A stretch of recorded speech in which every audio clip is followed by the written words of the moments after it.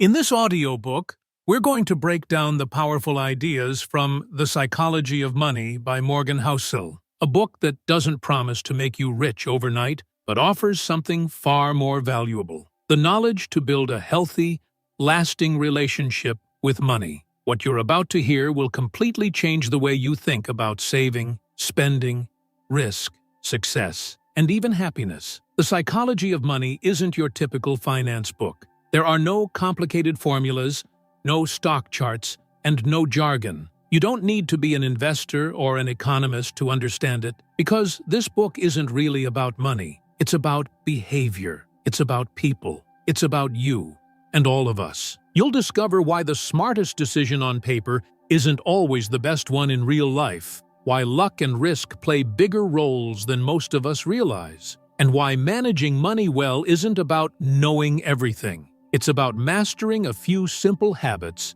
and sticking with them. The book brings these lessons to life through honest, relatable stories and real-world examples that truly stick.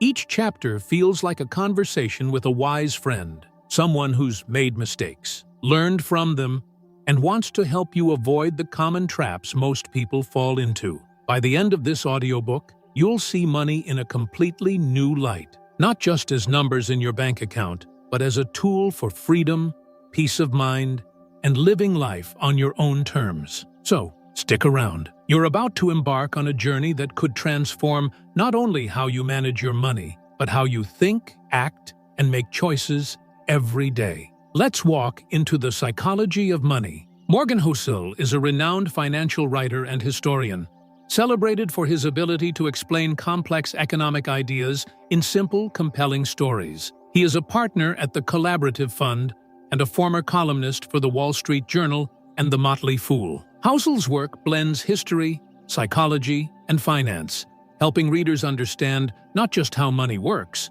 but why humans behave the way they do with it. His book, The Psychology of Money, has been widely praised for its clarity, insight, and timeless lessons on wealth, greed, and happiness. So let's dive in this book. This is the introduction, the greatest show on earth. He spent his college years working as a valet at a prominent hotel in Los Angeles. Among the guests was a technology executive, a man who, in his 20s, had designed and patented a key component in Wi-Fi routers. He had started and sold several companies and achieved extraordinary success. Yet, despite his brilliance, his relationship with money was chaotic, a mix of insecurity and reckless impulsiveness. He carried stacks of $100 bills, several inches thick, and displayed them to anyone who looked interested, and often to those who did not. He boasted loudly, sometimes while drunk, often for no reason at all. One day, he handed a colleague several $1,000s in cash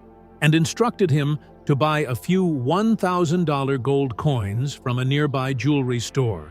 An hour later, the executive and his friends gathered on a dock overlooking the Pacific Ocean. They skipped the coins across the water like pebbles, laughing and competing to see whose would go the furthest, simply for fun. On another occasion, he shattered a $500 lamp in the hotel's restaurant. When a manager told him he would need to replace it, the executive pulled a brick of cash from his pocket and said, "Here's $5,000. Now get out of my face, and don't ever insult me like that again." It might seem impossible for such behavior to last, and indeed, it did not. Years later, he would go broke. The lesson is clear. Doing well with money is not just about intelligence. It depends heavily on behavior, and behavior is difficult to master, even for the smartest minds. A genius who loses control of their emotions can become a financial disaster. Meanwhile, ordinary people with no formal financial education can achieve lasting wealth if they cultivate a handful of simple behavioral skills, independent of traditional measures of intelligence. There was no secret, no lottery win, no inheritance. Ronald Reagan saved whatever he could and invested it in blue-chip stocks. Then he waited for decades, allowing tiny savings to grow quietly, steadily, into more than $8 million.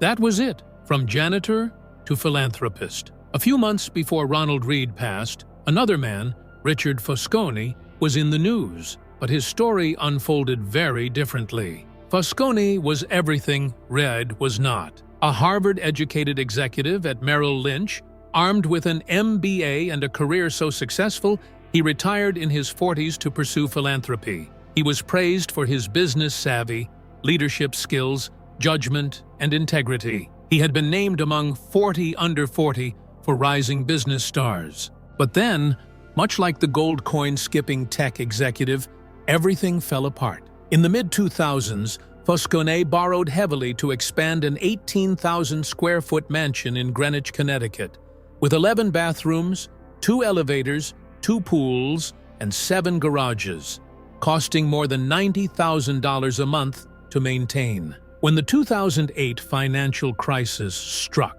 his wealth crumbled. High debt and illiquid assets left him bankrupt. First, his Palm Beach home was foreclosed. Then, in 2014, his Greenwich mansion sold at a foreclosure auction for 75% less than its insured value, just months before Ronald Reid quietly left his fortune to charity. The contrast is stark. Ronald Reid was patient. Richard Foscone was greedy. And that difference, patience versus greed, outweighed even the massive gaps in education, experience, and connections. The lesson is not merely to emulate Ronald and avoid Richard, though that is wise advice. What these stories reveal is unique to finance. In investing, ordinary people with discipline and patience can outperform the highly educated, highly skilled, and highly connected. Financial outcomes are shaped by 2 things: luck, which is partly unavoidable,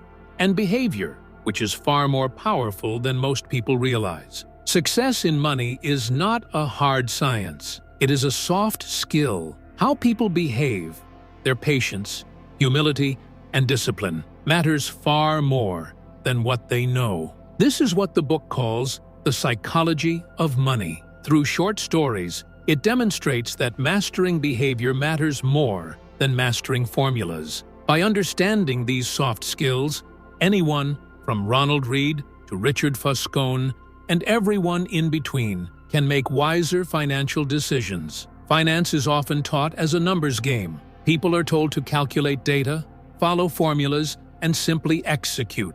Save 10% of your salary. Keep a 6-month emergency fund. Understand interest rates and valuations. Measure corporate costs of capital. All of that is important. But knowing what to do says nothing about what happens inside a person's mind when they actually try to do it. 2 topics affect everyone, whether they take notice or not: health and money. The healthcare industry is a triumph of modern science. Life expectancy has risen across the globe. Scientific discoveries have replaced outdated ideas about how the human body works, and virtually everyone benefits. The money industry, investing, personal finance, business planning, tells a very different story. Over the past decades, finance has attracted some of the smartest minds from top universities. Financial engineering became one of the most popular majors at Princeton's School of Engineering. But has it made us better investors? Observations suggest otherwise. Through trial and error,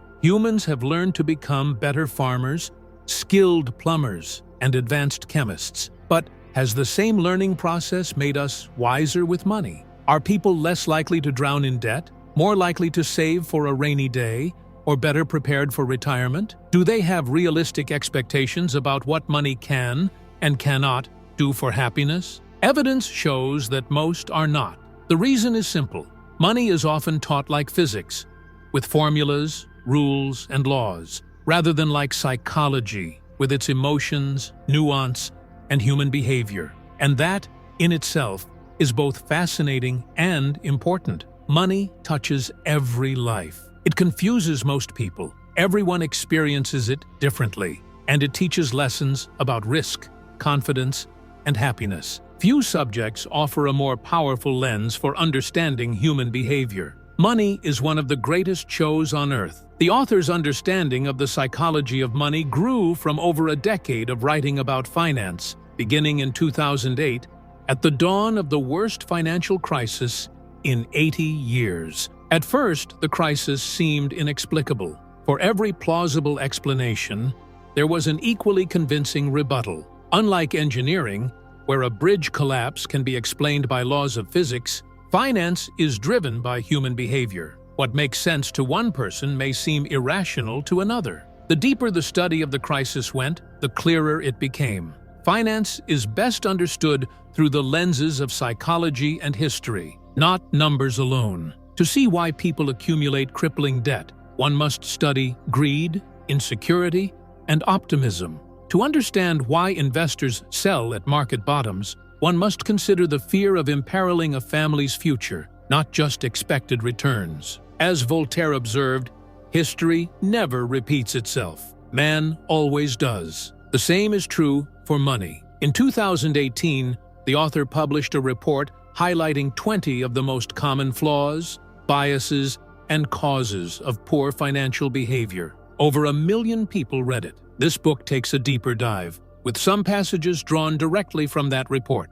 What this book offers are 20 chapters, each examining a key and often counterintuitive feature of the psychology of money. The chapters share a common theme, but can be read independently. It is not a long book, and also after that, most of you never finish books like this. That's exactly why I've made things simpler for you. I've taken the complete essence of books like the core stories, the key lessons, and even their practical exercises, all packed into just a few pages. You'll get everything that matters, all the real value, and you can cover it in 90% less time with minimum effort. Whether you are reading first time or you just need a quick go-through, it's best in line. And remember, these are not summaries. I call them smart books because they save you the most valuable thing, your time. Everything's ready for you. Just check the pinned comment and start learning smarter, not harder. Let's get back to our path. This is Chapter 1. No one's crazy. Personal experiences with money make up perhaps a tiny fraction of what has happened in the world, almost nothing in the grand scheme. Yet they shape as much as 80% of how people think the world works. Here's the problem. People do some seemingly crazy things with money, but no one is actually crazy. The truth is that people grow up under different circumstances, different generations, different parents, different incomes, different values, different countries, different economies, different job markets, and different doses of luck. All of it shapes how they learn about money, and those lessons vary dramatically. Everyone's life experience creates a lens through which they see the world. What seems reckless to one person might be perfectly rational to another. A person raised in poverty approaches risk and reward in ways that a child of a wealthy banker could never imagine. Someone who grew up during high inflation experiences things that those raised in stable times never do. A stockbroker who lost everything during the Great Depression went through events that a tech worker thriving in the boom of the late 1990s cannot fathom. An Australian who hasn't seen a recession in 30 years has lived through realities no American has. The list goes on. Everyone carries knowledge and beliefs about money that are personal and persuasive. Equally smart people can look at the same financial situation and come to very different conclusions. How recessions unfold, how investments should be handled, what should be prioritized, and how much risk is appropriate. These differences are not about intelligence or better information. They are about lived experience. Frederick Lewis Allen wrote that the Great Depression marked millions of Americans inwardly for the rest of their lives. But those experiences were far from uniform. 25 years later, as he ran for president, John F. Kennedy was asked what he remembered from the Depression. He said, "I have no first-hand knowledge of the Depression. My family had one of the great fortunes of the world, and it was worth more than ever then. We had bigger houses, more servants, we traveled more. About the only thing that I saw directly was when my father hired some extra gardeners just to give them a job so they could eat. I really did not learn about the Depression until I read about it at Harvard." This became a point of debate during the 1960 election. How could someone with no direct experience of the nation's largest economic crisis be trusted to manage the economy. In Kennedy's case, his leadership experience in World War II helped balance the scales, an emotional and formative experience his opponent, Hubert Humphrey, did not have. The challenge is this: no amount of reading or open-mindedness can recreate the intensity of fear and uncertainty that comes with real experience. One can study what it was like to lose everything in the Great Depression, but the emotional scars are exclusive to those who lived it. Likewise, those who experienced the Depression cannot easily understand why someone else might remain calm during market turmoil. Different lives produce different lenses. Spreadsheets can model the historic frequency of market declines. They can forecast probabilities, measure correlations, and calculate returns. But they cannot capture the gut-wrenching fear of returning home to one's family, wondering if a financial misstep will alter their lives. History can make people feel like they understand something, but until it is lived, its lessons may not truly shape behavior. Everyone believes they understand how the world works, but each person has only experienced a tiny sliver of reality. As investor Michael Batnick observes, some lessons have to be experienced before they can be understood. In the world of money, we are all, in different ways, subject to this truth. In 2006, economists Ulrike Malmendier and Stefan Nagel from the National Bureau of Economic Research dug through 50 years of the survey of consumer finances, a detailed look at what Americans do with their money. In theory, people should make investment decisions based on their goals and the characteristics of the options available to them at the time. But that's not what happens. The economists discovered that people's lifetime investment choices are heavily anchored to the experiences they had in their own generation, especially during their early adult years. If you grew up when inflation was high, you invested less in bonds later in life. If you grew up during a strong stock market, you invested more in stocks than those who came of age when the market was weak. Their conclusion was simple: an individual's willingness to bear risk depends on personal history, not intelligence, not education, not sophistication, just the luck of when and where you were born. Bill Gross, the famed bond manager, admitted in a 2019 interview that he likely wouldn't be where he was if born a decade earlier or later. His career coincided with a generational collapse in interest rates, giving bond prices a powerful tailwind.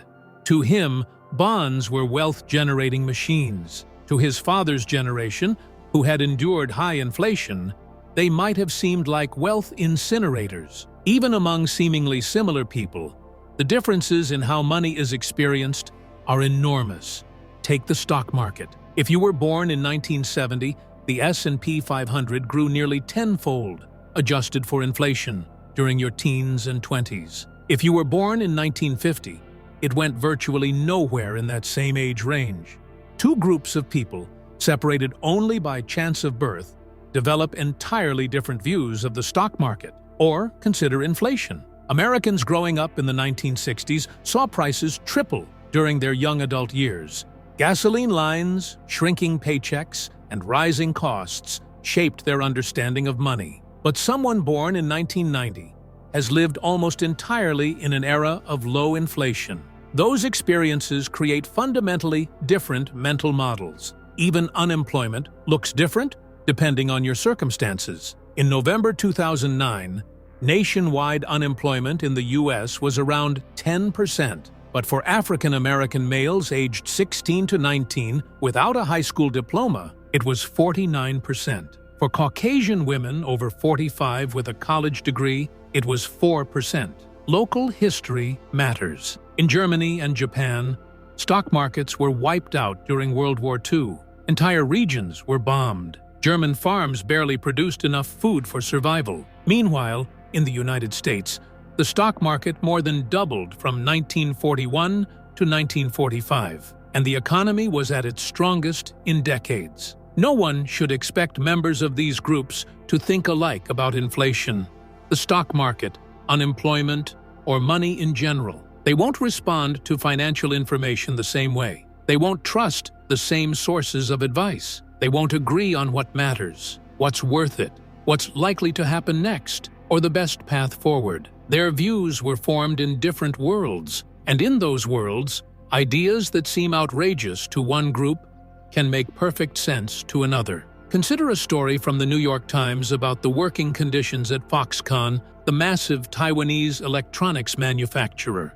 Conditions were harsh, long hours, low pay. Readers were rightly upset. But a fascinating response came from the nephew of a Chinese worker. He wrote that his aunt had previously been a prostitute. Working in a factory, even under harsh conditions, was an improvement.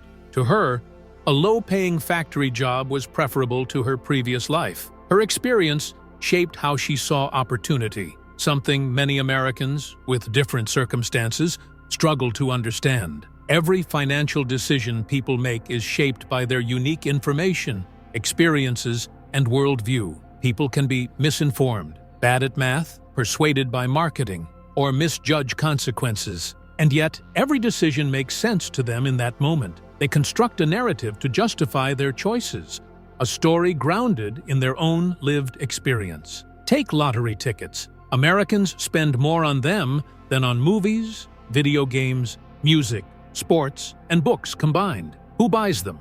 Mostly lower-income households. The lowest-income U.S. households spend an average of $412 a year on lottery tickets, 4 times more than the wealthiest groups. 40% of Americans cannot come up with $400 in an emergency. Many of the same people buying lottery tickets are those who couldn't cover a small emergency. They are spending their limited safety net on a 1 in millions chance at a windfall. It seems crazy to some. It seems crazy to me, and probably to you too. But the reasoning becomes clearer if you imagine life from their perspective, living paycheck to paycheck, no path to higher wages, unable to afford vacations, cars, insurance, safe homes, or college without crippling debt. Buying a lottery ticket is one of the few times they can hold a tangible dream of the life others take for granted. They are paying for hope, something you already have. That's why they buy more tickets than someone in a more secure position. You don't have to agree with it. Buying lottery tickets when broke is financially unwise, but understanding the perspective reveals a crucial truth. What seems crazy often makes perfect sense from someone else's lived experience. Few financial decisions are made on spreadsheets alone. They are made at dinner tables, in company meetings, in daily life, where personal history, ego, pride, marketing, and strange incentives merge into a narrative that works for that person in that moment. Another important point that helps explain why money decisions are so difficult and why there's so much misbehavior is that this is all still very new. Money has been around a long time. King Alyattes of Lydia, in what is now Turkey, is thought to have created the first official currency in 600 BC. But the modern foundation of personal finance, saving and investing, is practically a newborn. Take retirement. By the end of 2018, Americans had $27 trillion in retirement accounts, making them the main driver of most people's saving and investing decisions. But the concept of being entitled to a retirement is, at most, 2 generations old. Before World War II, most Americans worked until they died. That was both expectation and reality. The labor force participation rate of men aged 65 and older was above 50% until the 1940s. Social Security aimed to change this, but early benefits were modest. When Ida Mae Fuller received the first Social Security check in 1940, it was for $22.54, or $416 in today's dollars. It wasn't until the 1980s that retirees received an average of $1,000 per month, adjusted for inflation. More than a quarter of Americans over 65 lived in poverty until the late 1960s. Many people believe that everyone used to have a private pension. That's wildly exaggerated.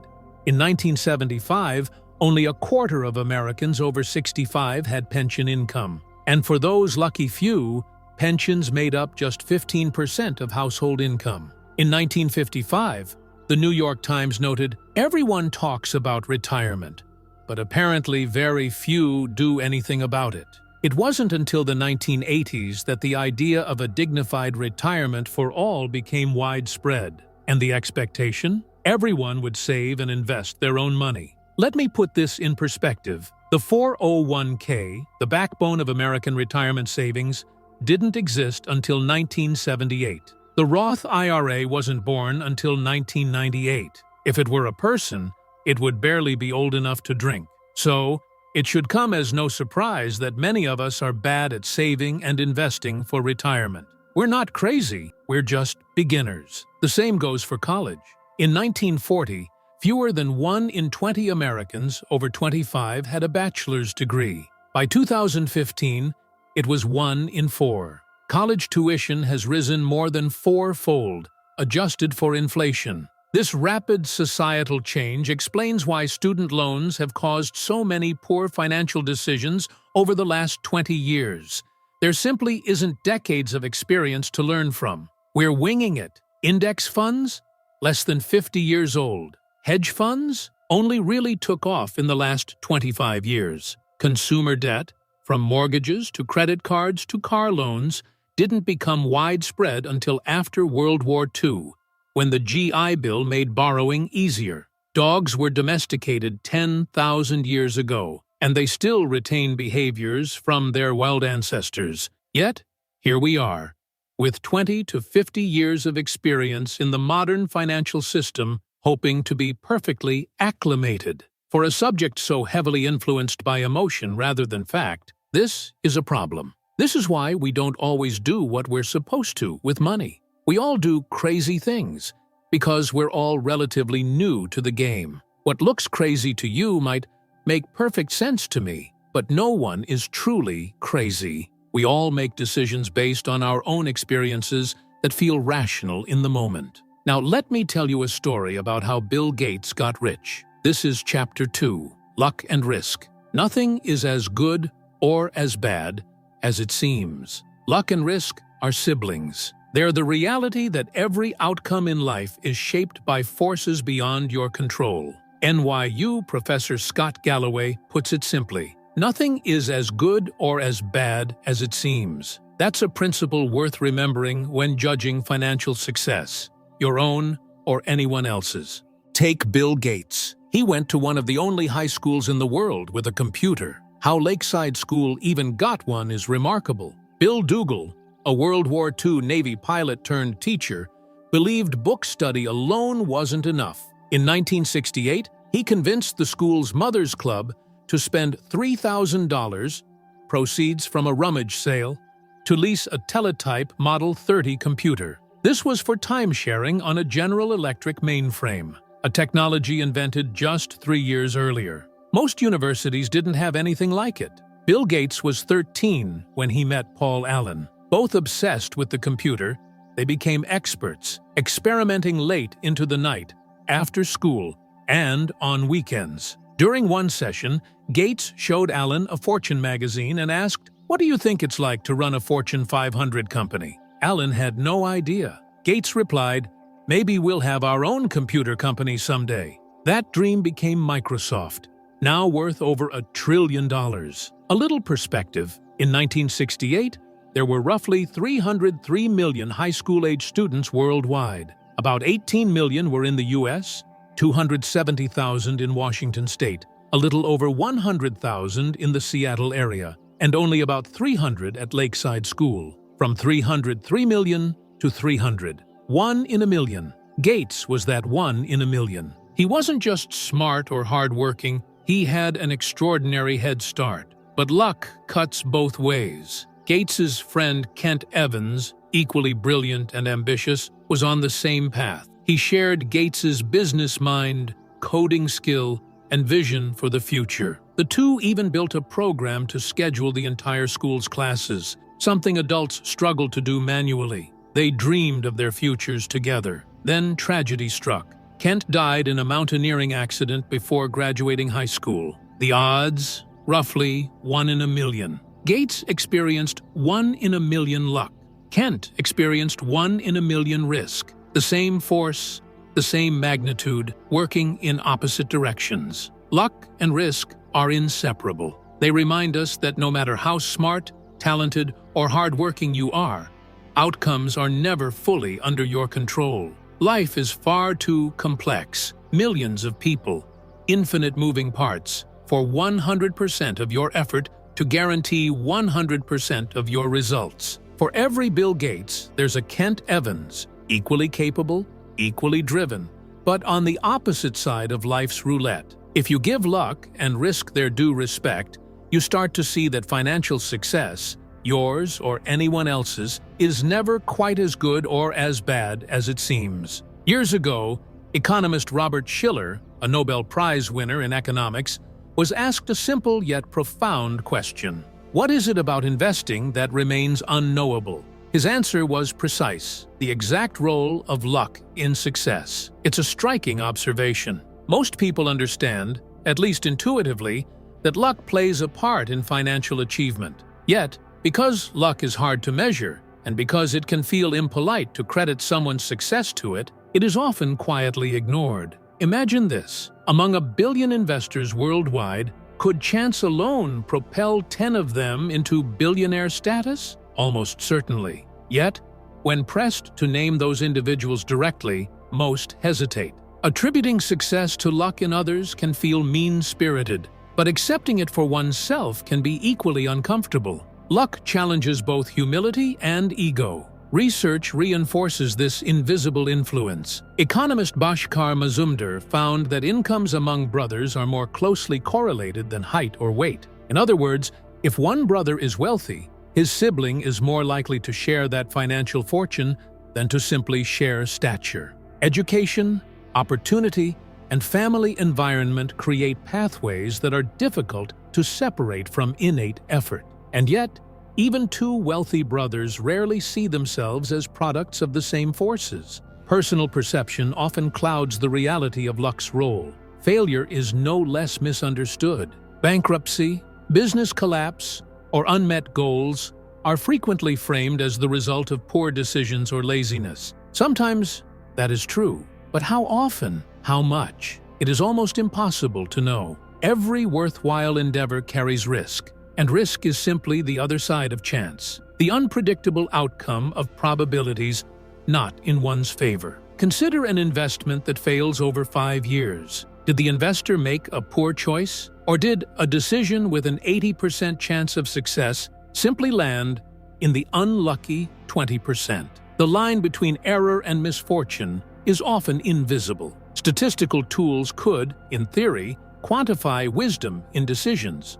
But in everyday life, people rarely take that approach. The human mind craves simple narratives, neat stories with clear cause and effect, even when reality is far messier. Years of observing investors and business leaders reveal a curious pattern. Failures in others are blamed on bad judgment, while personal failures are explained as the unlucky flip of a coin. When judging someone else, it is easy to say, a bad outcome must mean a bad decision. But when reflecting on one's own experiences, the narrative shifts. Failures are often attributed to uncontrollable risk. Media reinforces this distortion. Forbes may celebrate a wealthy investor who made reckless choices and got lucky, while quietly ignoring the equally intelligent investor who made careful choices but landed on the unlucky side. Both flipped the same coin, yet the outcomes appear entirely different. The danger lies in learning from these stories. Everyone wants to know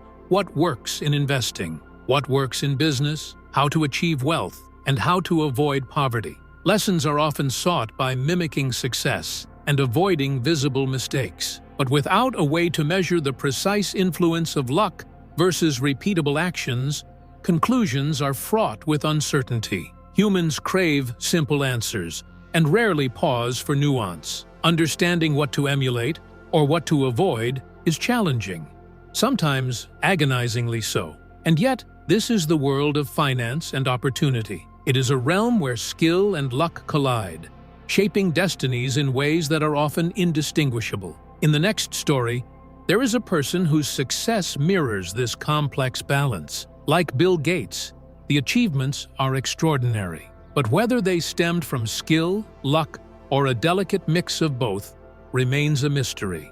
Cornelius Vanderbilt had just concluded a string of business deals that expanded his railroad empire. One of his advisors leaned in and whispered that every transaction he had signed violated the law. "My God, John," Vanderbilt replied, "you don't suppose you can run a railroad according to the statutes of New York, do you?" Laws at the time did not accommodate the ambitions of railroads. Vanderbilt pushed forward regardless. His boldness brought him immense success. It's tempting to view his defiance of the law as brilliance. The scrappy visionary let nothing stand in his way. But that kind of thinking is dangerous. No one should see blatant law-breaking as a recipe for entrepreneurship. Vanderbilt's story could have ended very differently. An outlaw whose young empire collapsed under court orders. This is the problem.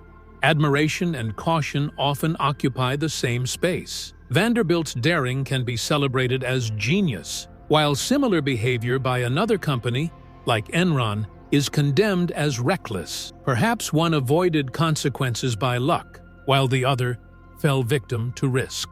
John D. Rockefeller faced a similar narrative. He often skirted the law, earning the label no better than a common thief from a judge. Historians sometimes frame this as shrewd business strategy. Yet the line between ingenuity and criminality is thin. A slight shift in circumstances could have turned his story from one of success to one of failure. "What do I care about the law?"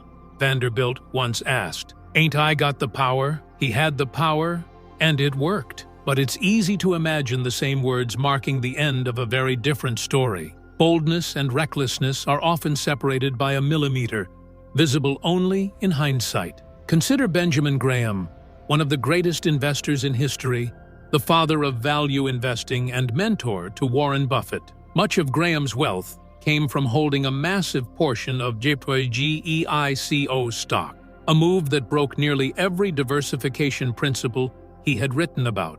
Graham himself admitted the uncertainty. One lucky break, or one supremely shrewd decision. Can we tell them apart? Not easily. The same applies to Mark Zuckerberg. Turning down Yahoo's billion-dollar offer in 2006 was seen as visionary. Yet, Yahoo faced criticism for declining a Microsoft buyout. One was genius, the other foolish, depending entirely on luck and timing. The lesson for entrepreneurs? It's impossible to say, because risk and luck are difficult to separate from skill. This pattern repeats endlessly. Success and failure are shaped by leverage, management style, customer dynamics, and countless other variables. The line between bold and reckless is often microscopic.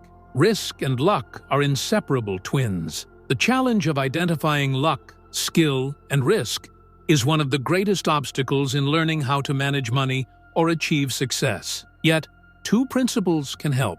First, be cautious about whom you admire and whom you criticize. Second, avoid assuming that every outcome is purely the result of effort and decision-making. Some people are born into families that value education. Others are not. Some are born into economies that encourage entrepreneurship. Others face war and scarcity. Success is not always earned, and poverty is not always deserved. This awareness is vital when judging others and oneself. The focus should shift from extreme individuals to broad patterns. Studying billionaires or massive failures can be misleading because the outcomes are often influenced by extraordinary luck or risk. Actionable lessons come from common trends. For example, trying to replicate Warren Buffett's investment returns is nearly impossible given the outsized role luck likely played. But observing that people who control their time tend to live happier lives is a broadly applicable insight, something that can be applied in everyday life. Historians like Frederick Lewis Allen spent their careers studying the median American, how they lived, worked, and ate. These broad observations often yield more practical lessons than studying the extreme characters who dominate headlines. Bill Gates once remarked that success can be a poor teacher. It lures even the smartest into believing they are unstoppable. When everything is going extremely well, it's worth remembering it's not as perfect as it seems. Invincibility is an illusion, And if luck played a role in creating that success, then so too can risk appear, capable of turning the story upside down in an instant. The same principle applies in reverse. Failure can be misleading. It tempts intelligent people into thinking every decision they made was a mistake, when often it simply reflects the harsh realities of risk. The key, then, is to structure life and finances so that a single misstep, a failed investment, a missed opportunity, does not destroy everything. The goal is to keep playing the long game, allowing the odds to eventually fall in one's favor. Equally important is the perspective that comes from recognizing risk. Just as luck can lift a person, risk can trip them up. Understanding this allows room for forgiveness, for patience, and for realistic judgment when confronting failures. Nothing is ever quite as good or as bad as it first appears. And now, the story turns to two men who dared to push their luck. This is Chapter 3, Never Enough. When rich people do crazy things. John Bogle, the founder of Vanguard, who passed away in 2019, once shared a story about money that highlights something most people rarely consider. At a party hosted by a billionaire on Shelter Island, Kurt Vonnegut mentioned to his friend Joseph Heller that their host, a hedge fund manager, had made more money in a single day than Heller had earned from his wildly popular novel Catch-22 over its entire history. Heller replied calmly, "Yes, but I have something he will never have: enough." That one word, enough, carries a quiet but staggering power. It is simple, yet it speaks volumes. It captures a truth about life and wealth that many overlook. For some, the wealthiest and most powerful among us included, there seems to be no limit to what enough even means. Ambition becomes insatiable, desire becomes endless, and the consequences of never having enough can be profound. The lesson here is sharp and clear. Not having enough can push people to extraordinary extremes, sometimes brilliant, sometimes reckless. Consider this. Two examples reveal the dangers of never feeling satisfied, and what these stories can teach anyone about money, life, and the fragile balance between ambition and contentment. Rajat Gupta was born in Kolkata and faced the harsh reality of being orphaned as a teenager. While some are said to start life on third base, Gupta couldn't even see the stadium. Yet, from these humble beginnings, he achieved something truly extraordinary. By his mid-40s, he had become the CEO of McKinsey, one of the world's most prestigious consulting firms. After retiring in 2007,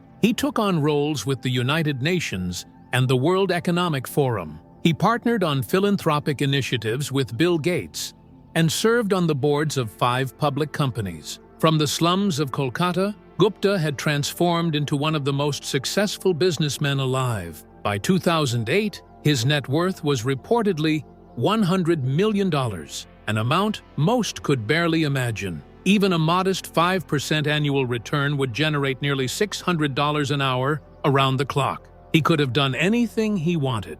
But he didn't stop at wealth. Gupta wanted to be a billionaire, and he wanted it badly. Serving on the board of Goldman Sachs put him in the company of some of the world's wealthiest investors. One observer noted that Gupta seemed determined to join the billionaire circle, leaving the hundreds of millions level behind. In 2008, as Goldman Sachs faced the turbulence of the financial crisis, an opportunity appeared. Warren Buffett was planning a $5 billion investment to stabilize the bank.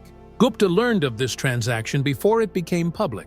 The information was invaluable. Goldman's survival hung in the balance, and Buffett's support would almost certainly send its stock soaring. 16 seconds after learning about the deal, Gupta called hedge fund manager Raj Rajaratnam. The conversation wasn't recorded, but Rajaratnam immediately purchased 175,000 shares of Goldman Sachs. Hours later, the Buffett-Goldman deal was announced. The stock surged, and Rajaratnam gained a quick $1 million. This was only one incident. The SEC later claimed Gupta's tips led to $17 million in profits. It was easy money, and for prosecutors, an easy case. Both Gupta and Rajaratnam went to prison. their careers and reputations shattered. Then there was Bernie Madoff, whose crimes were already notorious. Yet before his Ponzi scheme became infamous, Madoff had been a highly successful and legitimate businessman. He ran a market-making firm that executed enormous volumes of stock trades efficiently and profitably. The legitimate side of his business alone reportedly earned between $25 and $50 million per year. And yet, the fraud eventually overshadowed all of it. Gupta and Madoff share a puzzling trait. Both had unimaginable wealth, prestige, power, and freedom. And yet, both risked it all for more. They had no sense of enough. Even extreme cases have non-criminal parallels. Consider the hedge fund long-term capital management. Its traders, personally worth tens or hundreds of millions, invested heavily in their own funds. Yet, in 1998, despite a booming economy, they lost everything. Warren Buffett later observed, "To make money they didn't have and didn't need, they risked what they did have and did need." And that's foolish. It just does not make sense. Few will ever reach a net worth of $100 million, but many will, at some point, earn enough to cover every reasonable need, and even most wants. For those who do, there are lessons to keep in mind. First, the hardest financial skill is knowing when to stop. When expectations rise with achievements, striving for more can be a dangerous cycle. Ambition can outpace satisfaction, pushing the goalposts further and creating a sense of perpetual scarcity. The only way to win is often to recognize when you already have enough. Second, social comparison can be treacherous. A rookie baseball player earning $500,000 a year may feel poor standing next to a star earning millions. Yet even that star measures himself against others with far greater wealth. The ceiling of comparison is so high, it is a race no one can truly win. Third, having enough is not a limitation. It is a recognition that unchecked desire can lead to regret. In life and in business, many push for more, only to face burnout, financial collapse, or worse. Extreme examples like Gupta and Madoff resorted to unethical acts to feed insatiable ambition. Finally, some things are never worth risking: reputation, freedom, family stability, friendships, love, and happiness. Gupta himself later reflected on this, realizing that attachment to wealth or status could be more dangerous than the loss itself. Protecting what truly matters begins with understanding when enough is enough. The most powerful tool for achieving this balance is remarkably simple. It doesn't require risky investments or reckless ambition. It only requires knowing when to stop. And that is where the next chapter begins. Chapter 4. Confounding Compounding. Consider Warren Buffett. Of his staggering $84.5 billion net worth, $81.5 billion came after his 65th birthday. Most of us struggle to even imagine numbers like that. Our minds simply aren't wired to grasp such extremes. Yet, there is a lesson hidden in this absurdity. Lessons from one field can often illuminate another, seemingly unrelated one. Take, for example, the billion-year history of ice ages. Their slow, relentless rhythm can teach us something surprisingly powerful about growing wealth. Our scientific understanding of Earth is far younger than most realize. Grasping how the world works often requires drilling deep beneath its surface, a feat humans could only achieve quite recently. Isaac Newton, after all, calculated the movement of the stars centuries before we even understood some of the planet's basic mechanics. It wasn't until the 19th century that scientists reached consensus. The Earth had, on multiple occasions, been completely covered in ice. The evidence was everywhere. Massive boulders scattered in strange places, rock beds carved down to thin layers. Over time, it became clear there hadn't been just one ice age. There had been 5, each measurable, each distinct. The energy required to freeze the planet, melt it again, and freeze it once more is staggering. What force could drive such cycles? It had to be the most powerful force on Earth, and it was just not in the way anyone expected. Early theories were grand in scale. Some believed that the uplift of mountain ranges shifted winds enough to alter climate. Others suggested that ice was the planet's natural state, interrupted only by massive volcanic eruptions that warmed the globe. But none of these theories explained the repeating cycle of ice ages. Mountains or volcanoes might explain one ice age, but 5? That required something more. In the early 1900s, Serbian scientist Milutin Milankovic studied Earth's position relative to other planets. His insight, now considered accurate, revealed that the gravitational pull of the Sun and Moon subtly affects Earth's tilt and orbit. Over tens of thousands of years, each hemisphere receives slightly more or slightly less solar radiation than usual. And this is where it gets fascinating. Milankovic initially thought that harsh, bitter winters were what froze the planet.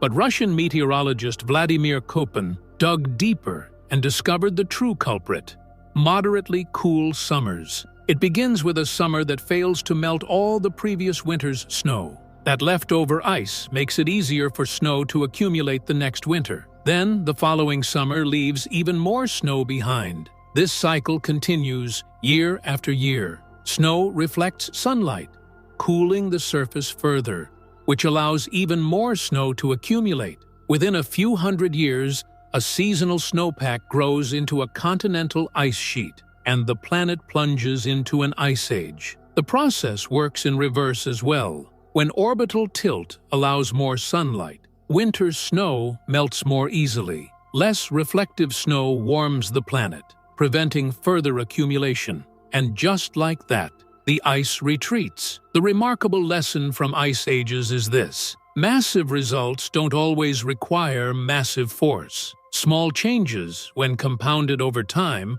can produce outcomes that seem impossible. A thin layer of leftover snow, seemingly insignificant, can grow into miles-thick ice. As glaciologist Gwen Schultz explains, it is not necessarily the amount of snow that causes ice sheets, but the fact that snow, however little, lasts. And the takeaway is clear. If growth compounds, if a little progress fuels future progress, then even modest beginnings can lead to results so extraordinary they defy intuition. And so it is with money. More than 2,000 books examine how Warren Buffett built his fortune. Many are insightful, even brilliant, but most of them miss the simplest truth. Buffett's wealth isn't just the result of being a great investor. It's the result of being a great investor since he was a child. Today, Warren Buffett's net worth stands at $84.5 billion.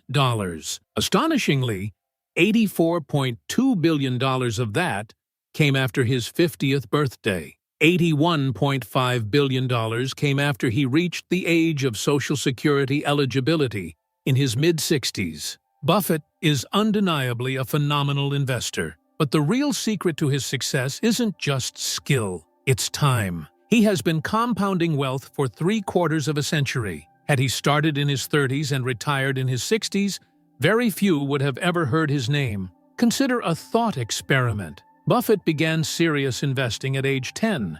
By 30, he had built a net worth of $1 million, equivalent to $9.3 million today. Now, imagine a more ordinary path. What if he spent his teens and 20s exploring the world, finding his passions, and by 30 his net worth was only $25,000? Even if he went on to earn the same extraordinary annual returns, around 22%, then retired at 60 to enjoy golf and family, his fortune today would be a mere $11.9 million, 99.9% less than the Buffett we know. Every billionaire's fortune starts somewhere. For Buffett, it was the foundation built in childhood, compounded over decades. His skill mattered, but it was the relentless passage of time that created the staggering results. Think about it another way.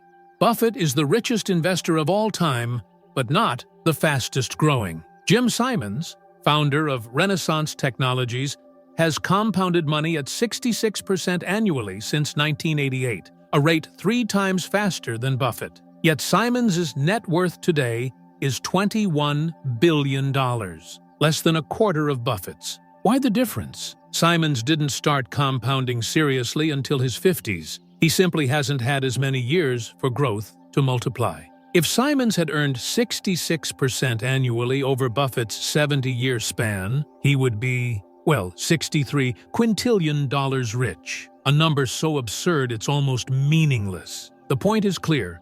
Small differences in starting points and time horizons can lead to results that seem impossible. The same principle explains ice ages and the staggering growth of Buffett's wealth. The drivers of extraordinary outcomes are often invisible, counterintuitive, or simply underestimated.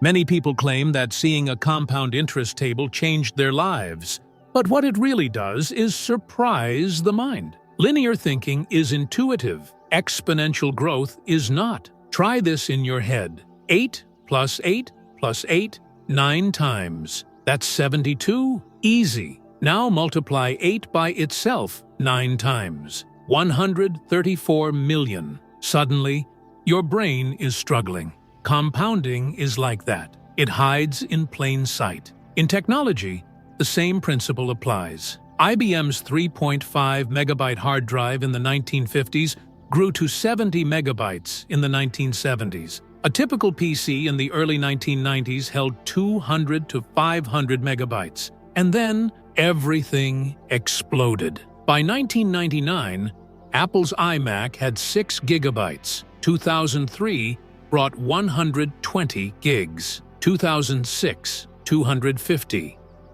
2011, 4 terabytes. 2017, 60 terabytes. 2019, 100. From 1950 to 1990, we gained 296 megabytes of storage. From 1990 to today, we gained 100 million. Compounding works like that. Small beginnings, applied consistently over time, can produce results that defy imagination. This is why Buffett's story is often misunderstood. People focus on trying to earn the highest returns. Intuitively, that seems like the path to wealth. But the truth is different. Great investing isn't about chasing one-off hits. It's about earning solid returns that can be repeated year after year, decade after decade. That's when compounding runs wild. The opposite, chasing huge returns that can't be maintained, leads to disappointment and sometimes disaster. The next chapter will show exactly how that plays out, with stories that are both cautionary and unforgettable. This is Chapter 5, Wealthy versus Staying Wealthy. Good investing isn't necessarily about making brilliant decisions. Often, it's simply about consistently not screwing up. There are a million ways to get wealthy, and just as many books teaching you how. But there's only one way to stay wealthy, a careful blend of frugality and paranoia. And that's a lesson we rarely talk about. Let me tell you a story about 2 investors whose lives would intersect in an extraordinary way nearly a century ago, though neither ever knew the other. Jesse Livermore was the greatest stock trader of his day. Born in 1877, he became a professional trader before most people even knew such a career existed. By the age of 30, he was worth the inflation-adjusted equivalent of $100 million. By 1929, Livermore was world famous. When the stock market crashed that year, sparking the Great Depression, his legacy was cemented forever. More than a third of the market's value vanished in a single October week. Days that would be remembered as Black Monday, Black Tuesday, and Black Thursday. His wife, Dorothy, feared the worst when Jesse returned home on October 29th. Rumors were spreading across New York of Wall Street speculators committing suicide. She and her children were in tears. Dorothy's mother hid in another room, screaming. Jesse, according to biographer Tom Rubithon, paused for a moment, confused, and then he delivered the news. He had been short the market, betting that stocks would fall. "You mean we are not ruined?" Dorothy asked. "No, darling," Jesse said. "I've just had my best trading day ever. We are fabulously rich." We can do whatever we like. In one day, Jesse Livermore made the equivalent of more than $3 billion. During one of the worst months in stock market history, he became one of the richest men in the world.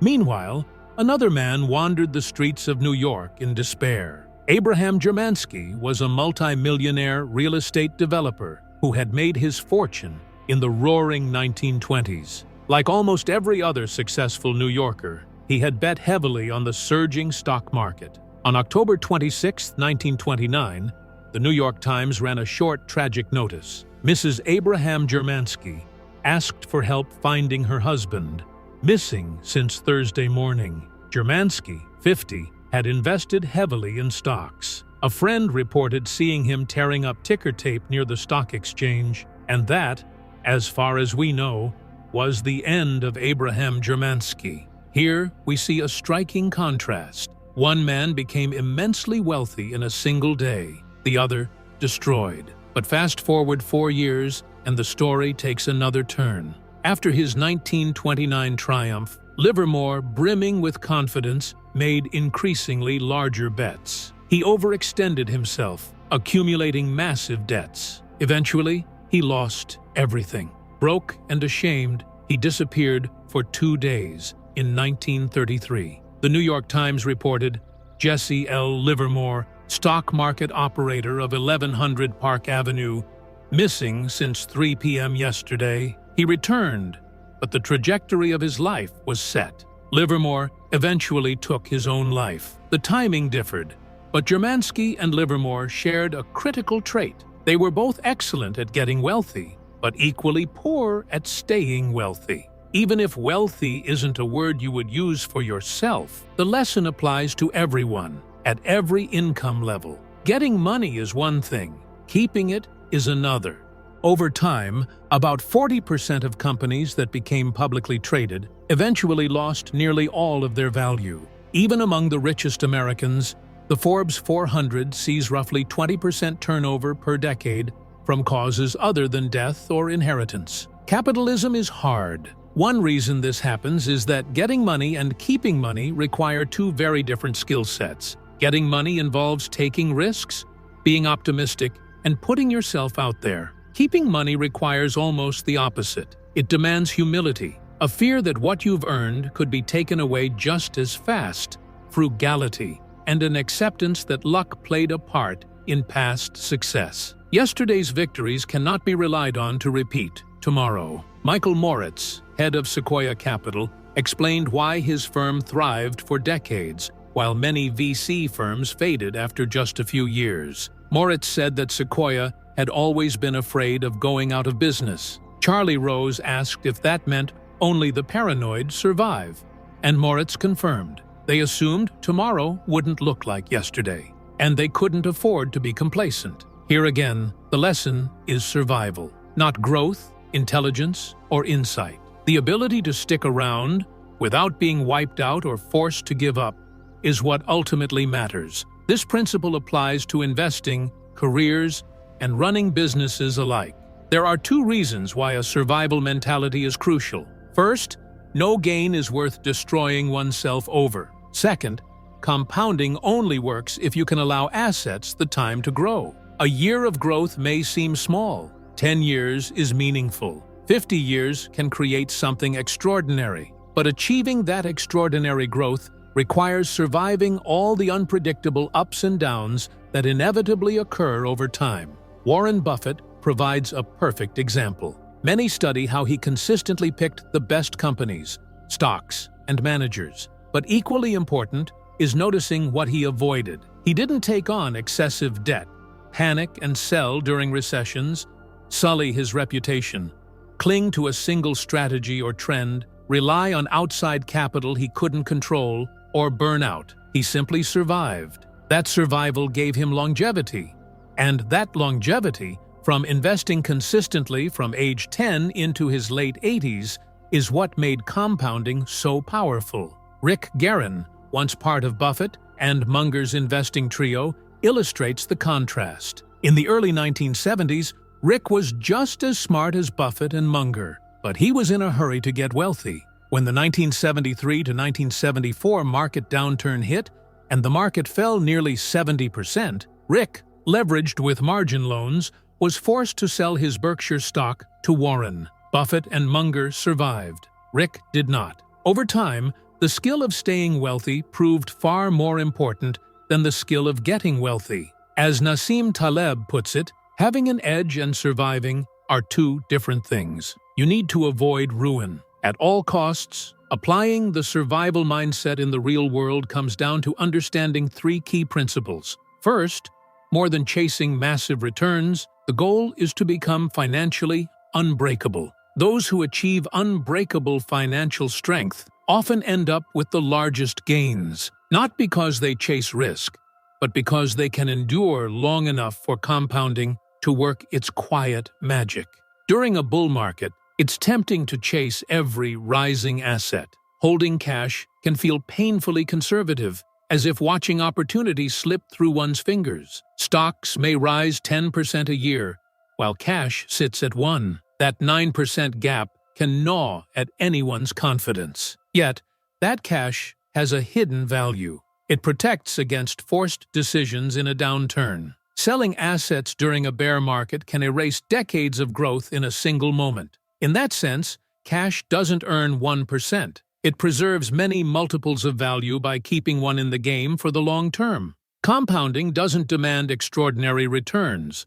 Consistent, solid growth over decades, especially through chaos, will always outperform bursts of brilliance followed by collapse. The second principle, planning, is essential, but the most critical part of any plan is preparing for the plan to fail. Financial projections and investment strategies help define reasonable paths, yet few plans survive the first encounter with reality. Consider the last 20 years alone. Terror attacks, housing booms and busts, massive job losses, global financial crises, record-breaking rallies, and a pandemic that shook the world. A plan only matters if it can endure the unexpected. The most resilient strategies embrace uncertainty and build in room for error. The more a plan depends on specific conditions, the more fragile it becomes. But if a savings strategy can withstand market returns half of what's expected, it becomes a tool of real value.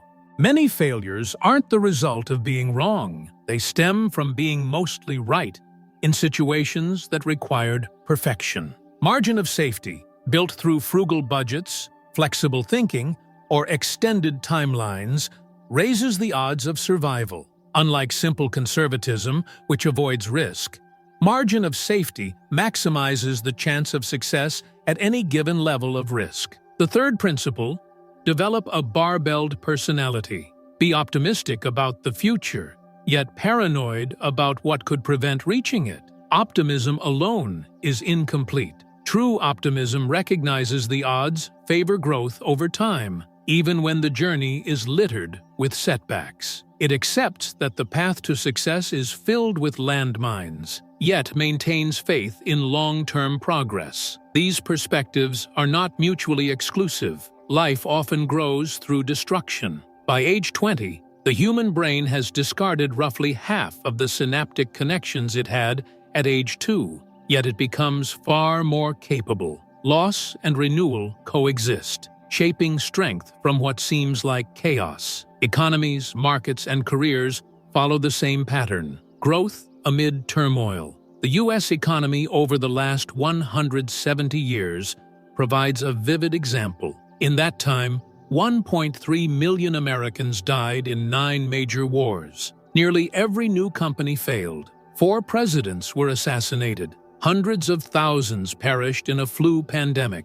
Natural disasters claimed hundreds of lives multiple times. Recessions spanned decades. Stock markets plunged repeatedly, with losses of over a third, at least 12 times. Inflation exceeded 7% in 20 separate years. Newspapers chronicled economic pessimism tens of thousands of times. Yet despite constant turmoil, the standard of living increased 20-fold. Every day brought tangible reasons for pessimism, but long-term progress prevailed. Maintaining a mindset that is both paranoid and optimistic is challenging. Black and white thinking is easier than embracing nuance. Yet short-term paranoia ensures survival long enough to exploit long-term optimism. Jesse Livermore learned this the hard way.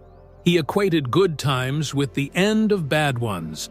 Wealth gave him a false sense of invincibility. After losing nearly everything, he reflected on a costly lesson: pride and overconfidence, what he called the swelled head, could destroy even the brilliant. Survival requires humility, foresight, and the willingness to respect uncertainty. Growth is possible, even amid adversity, but only for those who endure the storms. This is Chapter 6, Tails, You Wins. Sometimes, being wrong most of the time is not just acceptable, it's profitable. Brad Pitt, while accepting a Screen Actors Guild Award, captured the essence of this idea. He said, "Some projects work, some don't. There's no need to dwell on either. Just move on to the next." This principle applies far beyond Hollywood. Consider Heinz Berggruen.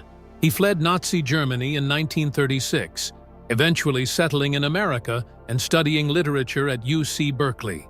By most accounts, his youth offered no hints of future brilliance.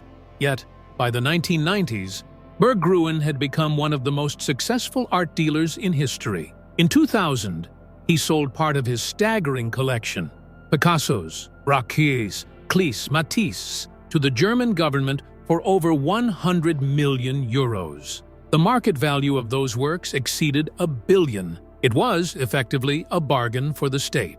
What's astounding is how one person could amass so many masterpieces. Art is profoundly subjective. How could anyone foresee which works would define a century? Some might chalk it up to skill. Others might call it luck. Horizon Research, an investment firm, offers a different perspective, one that resonates deeply with investors. They explain that great investors often operate like index funds. They acquire vast quantities of assets, knowing that only a fraction will deliver extraordinary returns. A subset of the collections turned out to be great investments, the firm writes, and they were held long enough for the overall portfolio to reflect the value of the few winners. That's all that happens. Berggruen didn't obsess over picking individual masterpieces. He bought broadly, patiently waiting for a few exceptional pieces to emerge. Perhaps 99% of what he acquired held little value,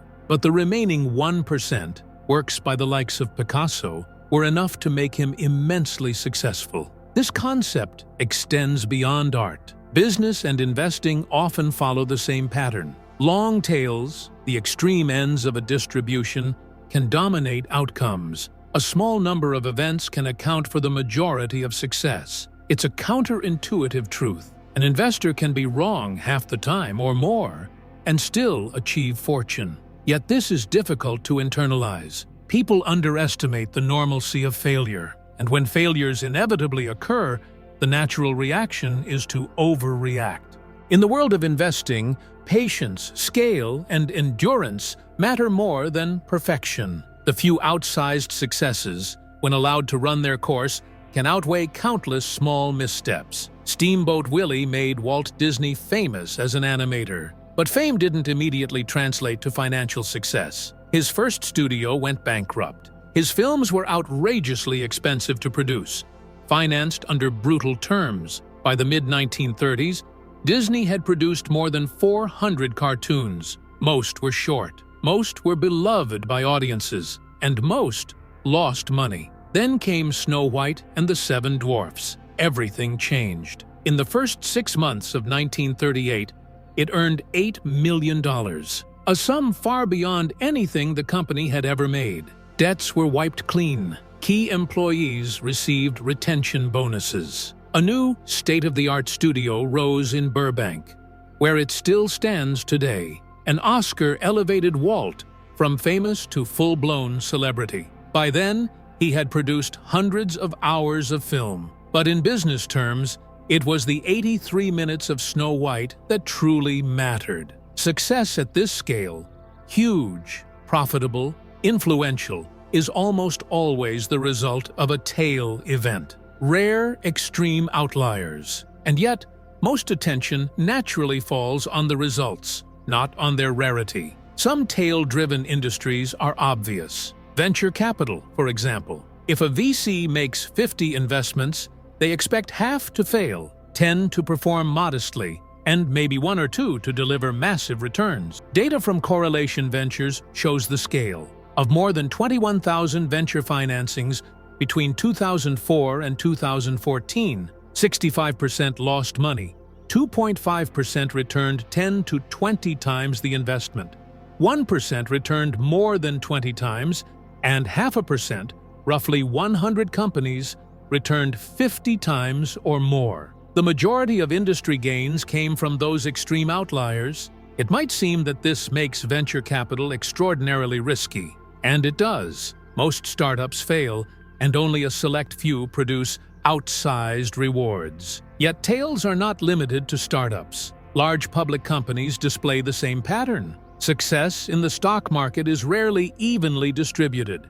Most public companies underperform or fail, while a few outliers drive the majority of returns. J.P. Morgan Asset Management examined the Russell 3000 Index, a broad collection of U.S. public companies from 1980 onward. 40% of those companies lost at least 70% of their value and never recovered. Almost all gains for the index came from 7% of the companies that dramatically outperformed. This pattern repeats across industries. More than half of public technology and telecom firms fail to recover most of their value. Even in utilities, more than 1 in 10 does. And yet, the index itself has increased more than 73-fold since 1980. The failures did not prevent overall success. The few extraordinary performers more than offset the many losers. Just like Heinz Berggrun's art collection, but with Microsoft and Walmart instead of Picasso and Matisse. Inside these companies, even more tails drive growth. In 2017, Amazon contributed 6% of the S&P 500's returns, powered largely by Prime and Amazon Web Services, 2 massive successes among hundreds of experiments. Apple drove nearly 7% of the index, fueled almost entirely by the iPhone. The individuals working on these projects often have exceptional careers, reflecting the tail nature of the outcomes they create. Understanding tails matters not only for companies but also for investors. Napoleon once defined a military genius as the man who can do the average thing when all those around him are going crazy. In investing, the same holds true. Most financial advice focuses on today. What to buy? What looks promising right now. But over a lifetime, the days that truly matter are rare, punctuated moments when markets panic and others lose their heads. Consider a simple thought experiment. From 1900 to 2019, suppose an investor saved $1 every month and invested it in the U.S. stock market, rain or shine. Let's call her Sue. Another investor, Jim, invests $1 but avoids the market during recessions. A third, Tom, delays reinvesting for months after recessions. By 2019, Sue would have $435,551. Jim ends up with $257,386. Tom trails with $234,476. Just by keeping calm during roughly 22% of months affected by recessions, Sue outperformed the others by nearly 3/4. Recent history confirms the point. Actions taken during a few months in late 2008 and early 2009 likely mattered more for lifetime returns than almost everything done in the preceding 8 years. Investing, much like piloting, is hours of routine punctuated by moments of sheer terror. Success is determined by how one navigates those critical moments, not the years spent cruising. A true investing genius, then, is someone who does the average thing when everyone else is losing their mind.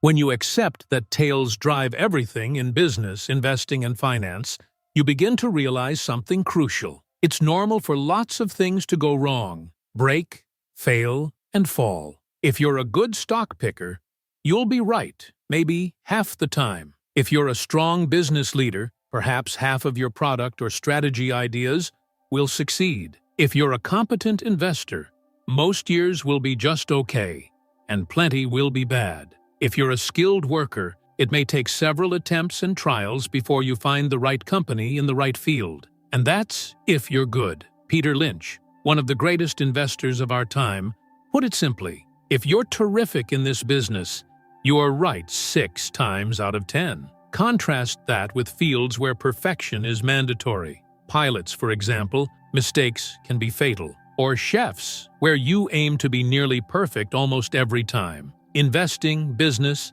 and finance are nothing like that. The smartest investors and entrepreneurs make mistakes, often massive ones. They are packed full of horrendous ideas that are acted upon. Take Amazon. Failed products happen, even at major companies. Intuition might tell you a CEO should apologize to shareholders. But after the disastrous launch of the Fire Phone, Jeff Bezos said, "If you think that's a big failure, we're working on much bigger failures right now." I am not kidding.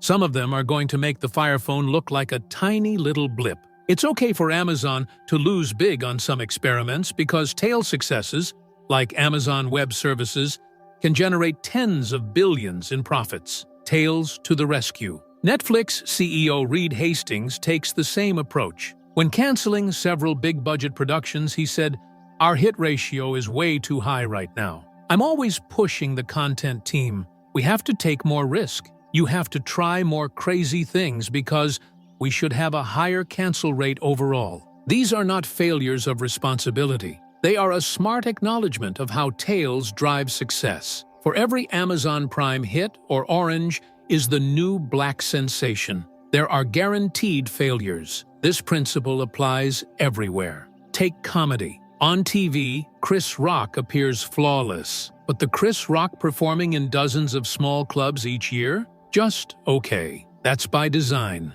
No comedian can know in advance which jokes will land. They experiment, fail, and learn. The jokes that survive become the tales we see on Netflix. Investing works the same way. Warren Buffett's net worth, average annual returns, and most notable investments are visible. But the dozens or hundreds of dud picks, poor acquisitions, and ugly businesses, those are the hidden side of tail-driven returns. At the 2013 Berkshire Hathaway shareholder meeting, Buffett revealed he had owned 400 to 500 stocks in his life, but most of his wealth came from just 10. Charlie Munger added, "If you remove just a few of Berkshire's top investments, its long-term track record is pretty average." When we focus on a role model's successes, we forget that their gains came from a tiny fraction of their actions. This makes our own failures feel like mistakes. But in reality, we may be wrong, or just sort of right, just as often as the masters. They simply hit bigger when they hit. George Soros captures it perfectly. It's not whether you're right or wrong that's important, but how much money you make when you're right, and how much you lose when you're wrong. You can be wrong half the time and still make a fortune. Think about it. There are 100 billion planets in our galaxy. As far as we know, only one harbors intelligent life. The fact that you are reading this book, that's the result of the longest tale you can imagine. And that's something to be happy about. Next, let's look at how money can make you even happier. This is Chapter 7, Freedom. Controlling your time is the highest dividend money pays. The highest form of wealth is waking up each morning and saying, "I can do whatever I want today." People often want to become wealthier to be happier. Happiness is complicated. Everyone's different. But one thing almost everyone craves is control over their own life. The ability to do what you want, when you want, with who you want, for as long as you want. That is priceless. It is the highest dividend money pays. Angus Campbell, a psychologist at the University of Michigan, studied happiness in an era when psychology was mostly focused on disorders like depression and anxiety. His 1981 book, The Sense of Well-Being in America, found that people are generally happier than psychologists expected, but some were clearly doing better than others. And You couldn't group them by income, geography, or education, because many in each category were chronically unhappy. Campbell discovered a simple, powerful truth. Having a strong sense of controlling one's life is a more dependable predictor of positive feelings of well-being than any of the objective conditions of life we have considered. More than salary, more than the size of a house, more than the prestige of a job. Control over doing what one wants, when one wants, with the people one wants, is the broadest lifestyle variable that creates happiness. Money's greatest intrinsic value is its ability to give control over time. Bit by bit, unspent assets grant independence, autonomy, and freedom over what one does and when one does it. A little wealth can let someone take a few days off when sick without breaking the bank. A bit more allows waiting for a good job after a layoff instead of taking the first one available. 6 months emergency expenses mean one is not terrified of their boss, because they can take time off to find a new job. More wealth allows taking a lower-paying job with flexible hours, a shorter commute, or managing a medical emergency without added stress. And even more means retiring when desired, rather than when necessary. Using money to buy time and options gives a lifestyle benefit few luxury goods can match. One example comes from a young man in college who wanted to be an investment banker for one reason: the money. He believed it would make him happier.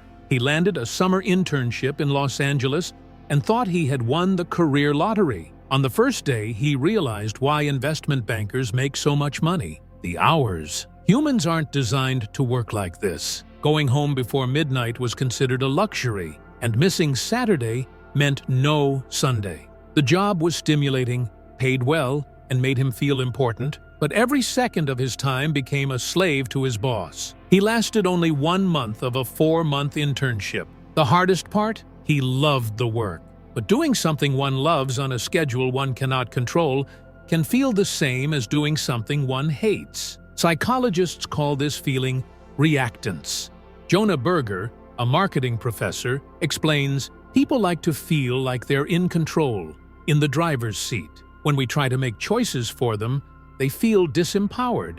So they say no or do something else, even if they might have been happy to go along. Once this is accepted, it becomes clear that aligning money toward a life that allows doing what one wants, when one wants, with who one wants, where one wants, and for as long as one wants, yields incredible returns. Derek Sivers, a successful entrepreneur, once shared a story about a friend. He had a day job in Manhattan paying $20,000 a year. He lived frugally, saving $12,000 over 2 years. At 22, that gave him freedom. He quit his job, became a full-time musician, and never had a traditional job again. When asked later about selling his company, he said it did not make much difference. The real change happened at 22, when he bought freedom, not money. The United States is the richest nation in the history of the world. Yet, there is little evidence that its citizens are, on average, happier today than in the 1950s, when wealth and income were much lower, even at the median level and adjusted for inflation. A 2019 Gallup poll of 150,000 people in 140 countries found that about 45% of Americans said they felt a lot of worry the previous day. The global average was 39%. 55% of Americans said they felt a lot of stress the previous day, compared with 35% in the rest of the world. Part of this is that greater wealth has been used to buy bigger and better things, while simultaneously giving up more control over time. At best, these effects cancel each other out. Median family income, adjusted for inflation, was $29,000 in 1955. By 2019, it was just over $62,000. Americans have used that wealth to live lives hardly imaginable to a median 1950s family. The median American home increased from 983 square feet in 1950 to 2,436 square feet in 2018. The average new American home now has more bathrooms than occupants. Cars are faster and more efficient. TVs are cheaper and sharper. But what has happened to Americans' time barely looks like progress, largely because of the nature of modern jobs. John D. Rockefeller, one of the most successful businessmen of all time, was a recluse who spent most of his time alone. He rarely spoke, deliberately making himself inaccessible and staying quiet when noticed. A refinery worker who occasionally had Rockefeller's ear remarked, "He lets everybody else talk, while he sits back and says nothing." When asked about his silence during meetings, Rockefeller often recited a poem. A wise old owl lived in an oak. The more he saw, the less he spoke. The less he spoke, the more he heard. Why aren't we all like that wise old bird? Rockefeller's insight applies to modern knowledge workers. His job wasn't to drill wells, load trains, or move barrels. It was to think and make decisions. His deliverable was what he figured out inside his head, so that is where he spent most of his time and energy. Though he appeared to sit quietly for hours, he was constantly working mentally. In his day, almost all jobs required manual labor. In 1870, 46% of jobs were in agriculture and 35% in crafts or manufacturing, according to economist Robert Gordon. Few professions relied on mental work. Labor was visible and tangible. Today, the situation is reversed. 38% of jobs are in management, official or professional roles, decision-making positions. Another 41% are service jobs that often rely on thought as much as action. More people now have jobs resembling Rockefeller's than a 1950s factory worker, which means their work never truly ends. If a person builds cars, their work stops when they leave the factory. But in a thought-based job, like creating a marketing campaign, the tool is the brain, which never leaves. People may think about work during commutes while making dinner, putting children to bed, or waking up at 3 a.m. stressed. Even if on the clock fewer hours than in 1950, it can feel like 24/7 work. Derek Thompson of The Atlantic described it this way: if the operating equipment of the 21st century is a portable device, this means the modern factory is not a place at all. It is the day itself. The computer age has liberated the tools of productivity from the office. Most knowledge workers, whose laptops and smartphones are portable all-purpose media-making machines, can theoretically be as productive at 2 p.m. in the main office as at 2 a.m. in a Tokyo WeWork or at midnight on the couch. Compared to previous generations, control over time has diminished. Since control over time strongly influences happiness, it is unsurprising that people don't feel significantly happier, even though they are richer than ever. What can be done? It's not easy, because everyone's preferences differ. The first step is acknowledging what does and does not bring happiness. In 30 Lessons for Living, gerontologist Carl Pillemer interviewed 1,000 elderly Americans about the most important lessons from their life experience. None said that happiness came from working as hard as possible to earn money to buy things. None said it was important to be at least as wealthy as others, or that wealth alone signified success. None prioritized choosing work based on future earning potential. Instead, they valued quality friendships, being part of something larger than themselves, and spending unstructured, meaningful time with children. Your kids don't want your money, or what your money buys, nearly as much as they want you. Specifically, they want you with them, Pillemer writes. Take it from those who have lived through it all. Controlling one's time is the highest dividend money pays. Next, we will see one of the lowest dividends money can provide. This is Chapter 8, Man in the Car. Paradox? No one is impressed with possessions as much as the owner is. The best part of being a valet was getting to drive some of the coolest cars to ever touch pavement. Guests arrived in Ferraris, Lamborghinis, Rolls-Royces, the whole aristocratic fleet. He dreamed of owning one of these cars himself, believing they sent a strong signal to others. You made it. You're smart. You're rich. You have taste. You're important. Look at me. The irony was that he rarely, if ever, noticed the drivers themselves. When people see someone driving a luxury car, they rarely think, "Wow, the guy driving that car is cool." Instead, they think, "Wow, if I had that car, people would think I'm cool. Subconscious or not, that is how people think. There is a paradox here. People tend to want wealth to signal to others that they deserve admiration. But in reality, those others often bypass admiring the person, not because they don't find wealth admirable, but because they use that wealth as a benchmark for their own desire to be liked and admired. He once wrote a letter after his son was born. You might think you want an expensive car, a fancy watch, and a huge house. But you don't. What you want is respect and admiration from other people. And you think having expensive stuff will bring it. It almost never does, especially from the people you most want to respect and admire you. He learned this lesson as a valet, watching people drive up in Ferraris, imagining that everyone was admiring them. People must have felt admired everywhere they went. Yet he did not care about them or even notice them. He only gawked at the cars, imagining himself behind the wheel.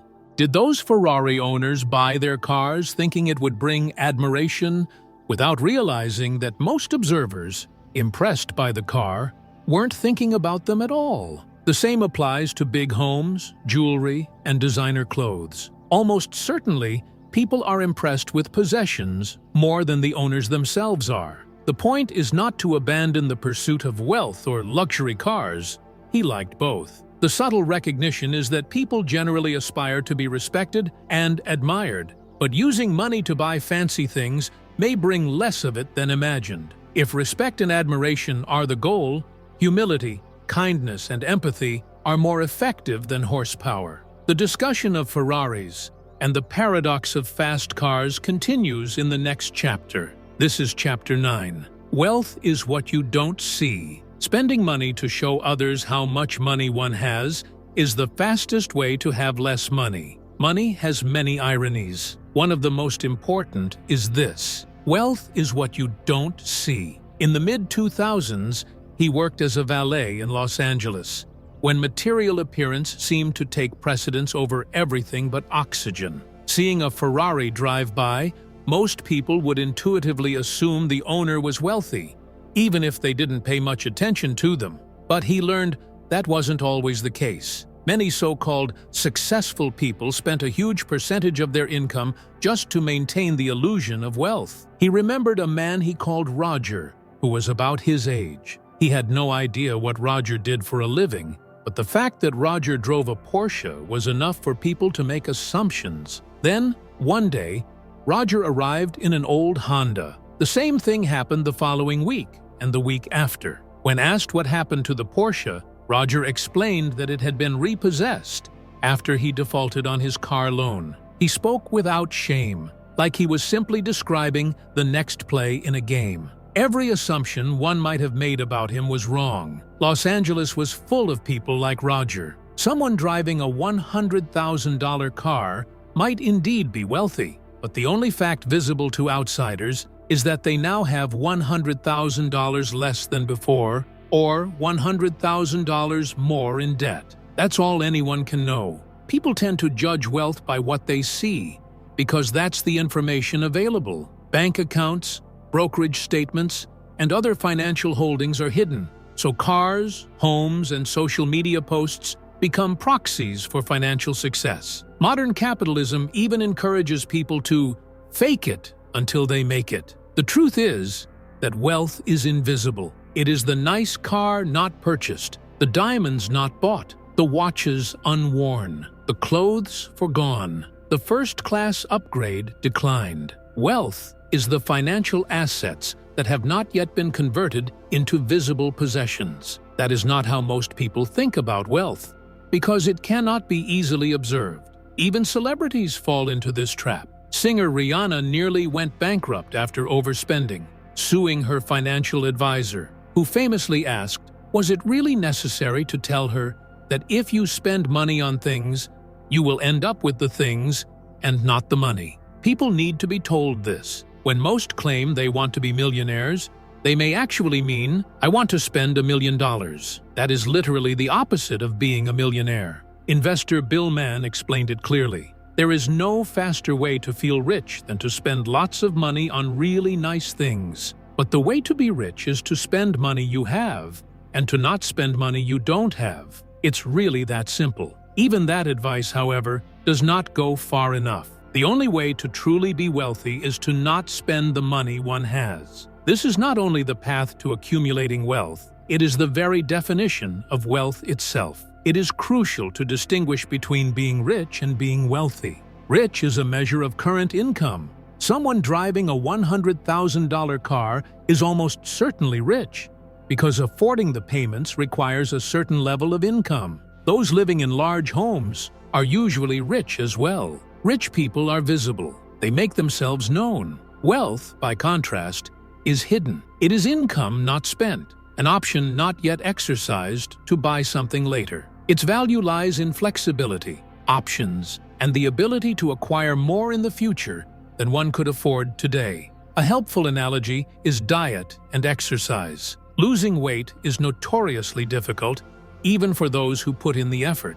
One study found that Americans overestimated calories burned in a workout by 4 times, and then consumed twice as many calories afterward. Exercise, like wealth, only benefits when restraint is applied. Thinking one has earned a treat, but choosing not to indulge creates a net gain, just as saving money creates true wealth. The challenge is that rich role models are easy to find, but truly wealthy role models are harder to identify because wealth is hidden. Some wealthy people also spend lavishly, but what is visible is their richness, not their wealth. Observers see cars bought, schools paid for, homes purchased, but not the accounts, investments, or financial restraint behind the scenes. This hidden nature of wealth makes it difficult to learn from others. People learn by imitation, but if wealth is invisible, there is little to imitate.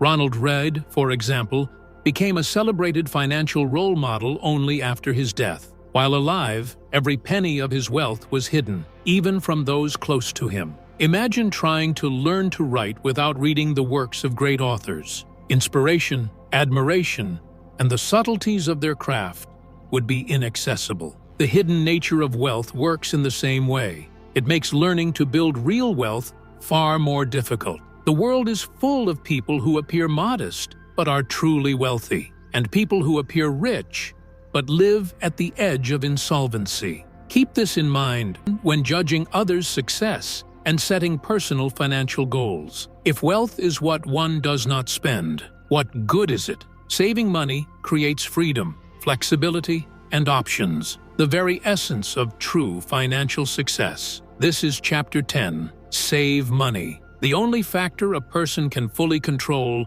generates one of the few things that truly matters. How wonderful! He wanted to convince others to save money. It wouldn't take long, but it is an odd task, isn't it? Do people need convincing to save money? Observations suggested that many did. Past a certain level of income, people fall into 3 groups: those who save, those who don't think they can save, and those who don't think they need to save.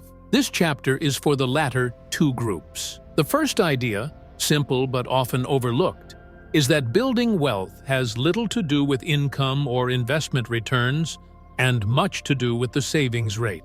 A quick story illustrates the power of efficiency. In the 1970s, the world appeared to be running out of oil. The calculation wasn't complicated. The global economy used a lot of oil.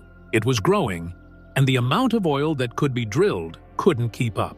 Thankfully, the world didn't run out of oil, but that wasn't just because more oil was found, or even because extraction methods improved. The biggest reason the energy crisis was overcome was efficiency. Cars, factories, and homes became more energy efficient. Today, the United States uses 60% less energy per dollar of GDP than it did in 1950. The average miles per gallon of vehicles on the road has doubled since 1975.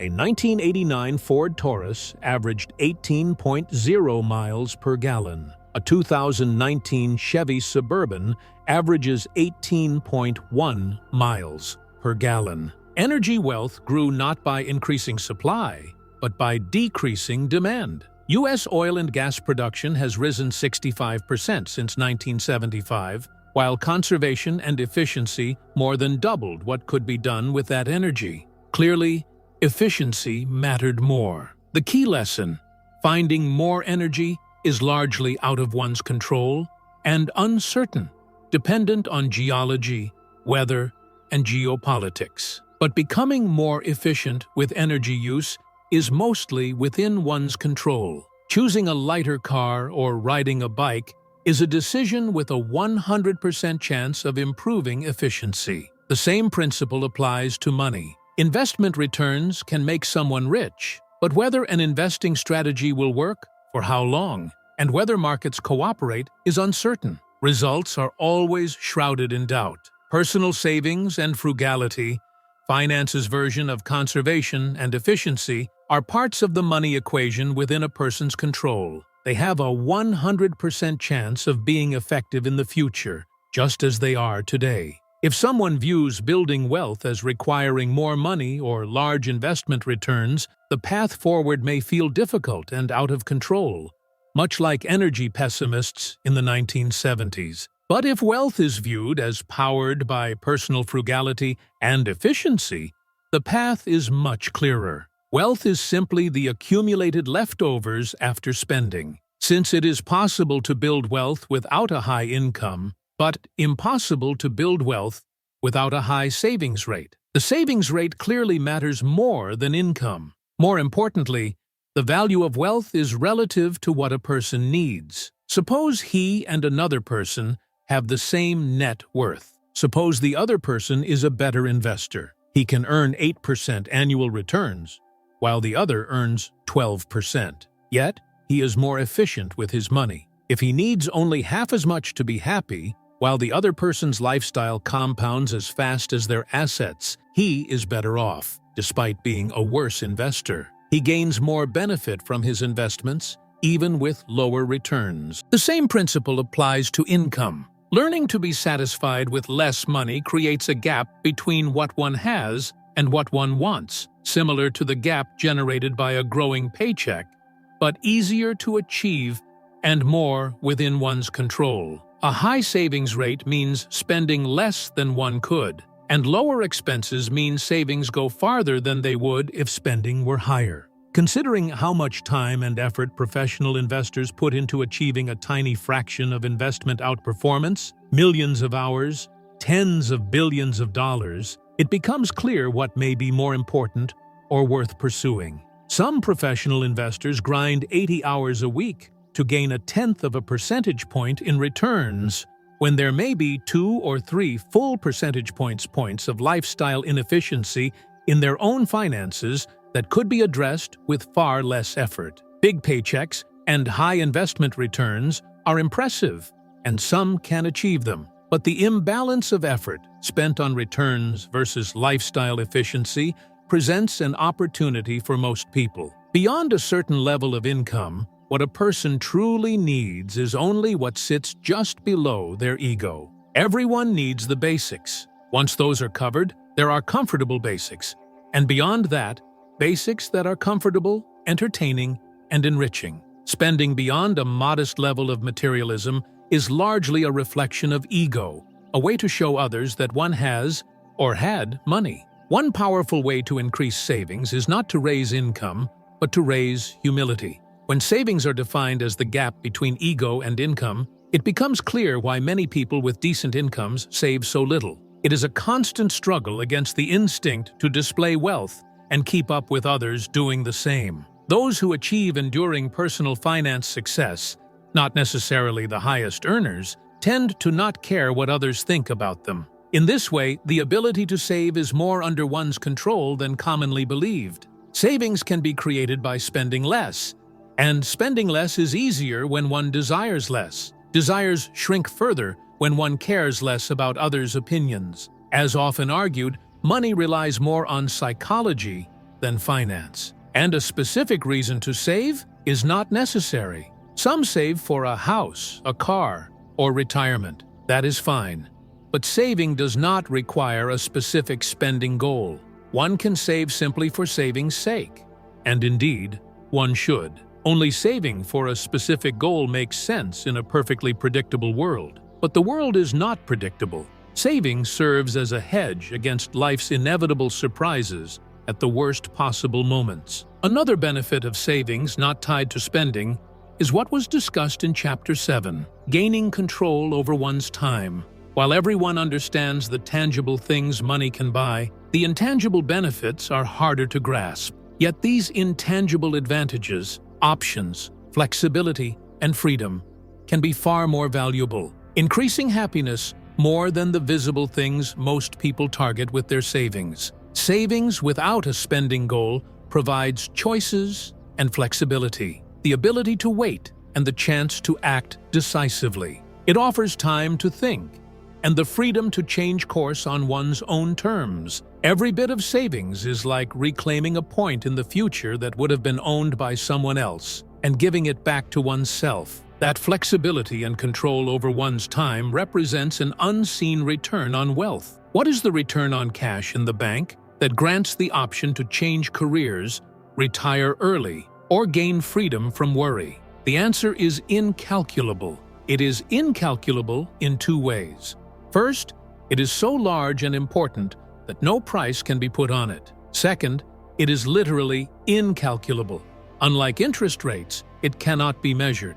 And what cannot be measured is often overlooked. Without control over one's time, a person is forced to accept whatever bad luck comes their way. With flexibility, however, they can wait for no-brainer opportunities to fall into their lap.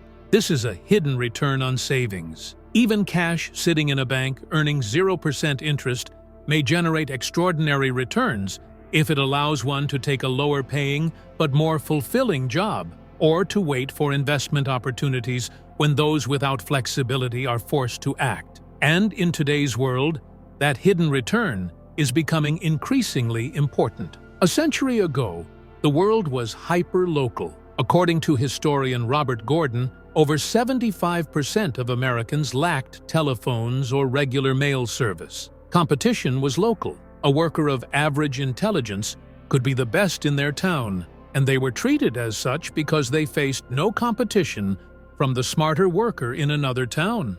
Today, that has changed. The hyper-connected world has expanded the talent pool from hundreds or thousands within a town to millions or billions across the globe. This is especially true for knowledge-based work. Teaching, marketing, analysis, consulting, accounting, programming, journalism, and even medicine increasingly compete globally. As digitization erases boundaries, what venture capitalist Mark Andreessen calls software eating the world, more fields will face this reality.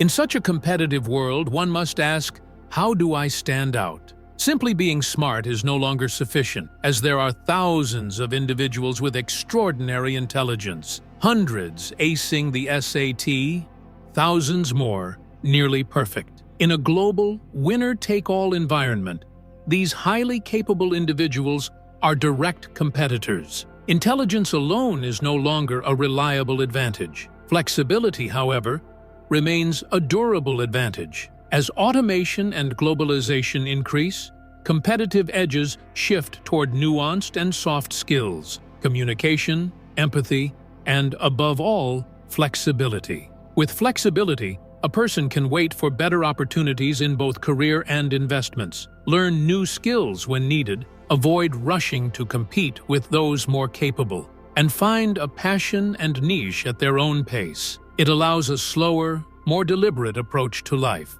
and the freedom to rethink assumptions. The ability to do this when most cannot is one of the few ways to stand out in a world where intelligence alone no longer suffices. Increasing control over time and options has become one of the most valuable currencies in the world. That is why more people can, and more people should, save money. And one more thing they should do: stop trying to be so rational. This is Chapter 11, Reasonable Greater Than Rational. People are not spreadsheets. They are emotional, imperfect beings. It took time to understand this, but once realized, it becomes clear that it is one of the most important insights in personal finance. The key idea is simple.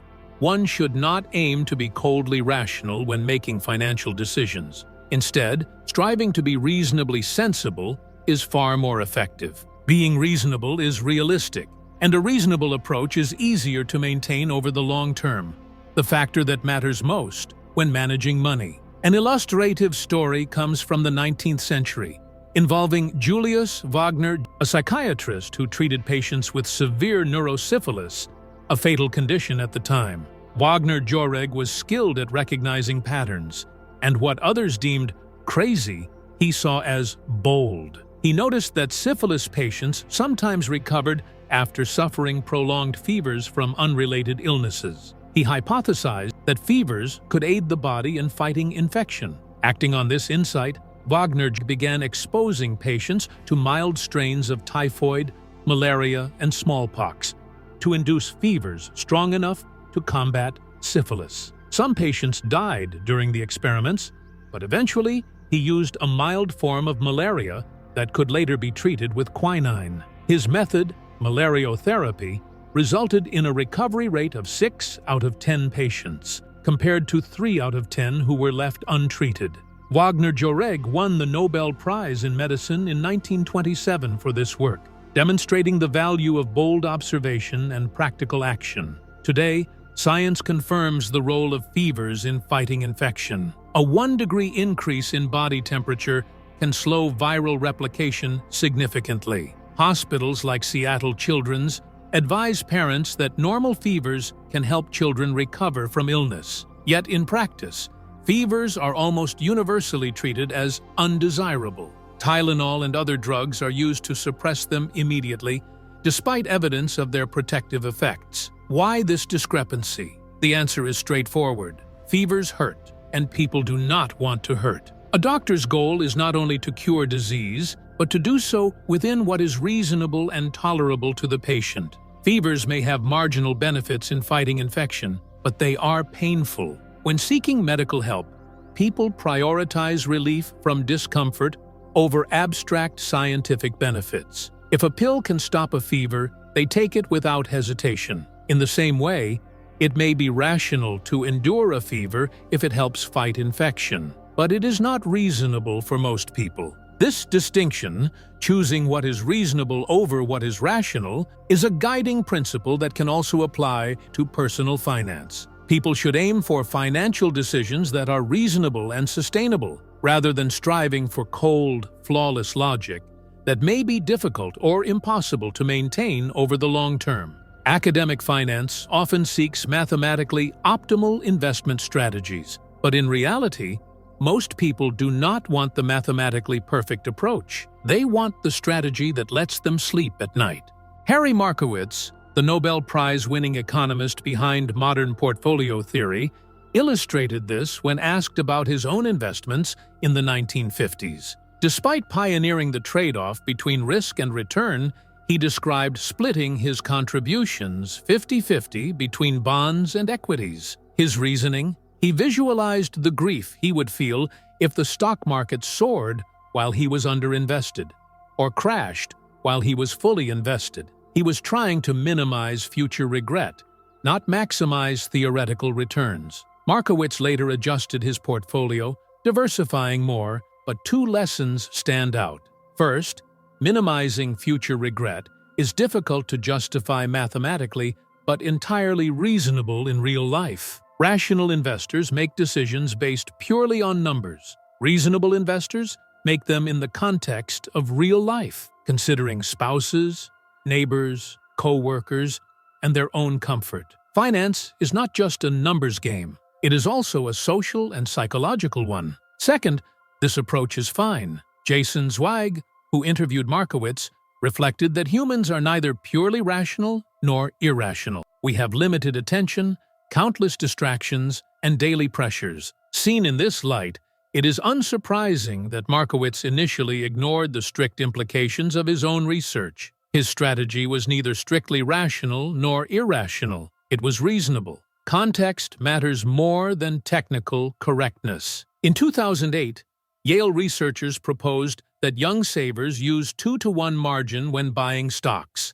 tapering leverage as they aged. On paper, the math worked. Even if a 50% market drop wiped out a young investor's account, following the plan would result in higher long-term wealth. Rationally, this strategy made sense, but in reality, it is almost absurdly unreasonable. No normal person could watch their retirement savings vanish and continue without panic, adjustment, or abandoning the plan entirely. The researchers' strategy promised 90% higher expected retirement wealth compared to life cycle funds, yet it failed to account for human psychology. It was 100% less reasonable. The lesson is clear. In finance, striving for reasonable decisions that people can actually follow consistently is often far more valuable than chasing the theoretically optimal path. Rational strategies matter less than the ability to stick with a plan over decades. Sometimes what looks irrational is actually rational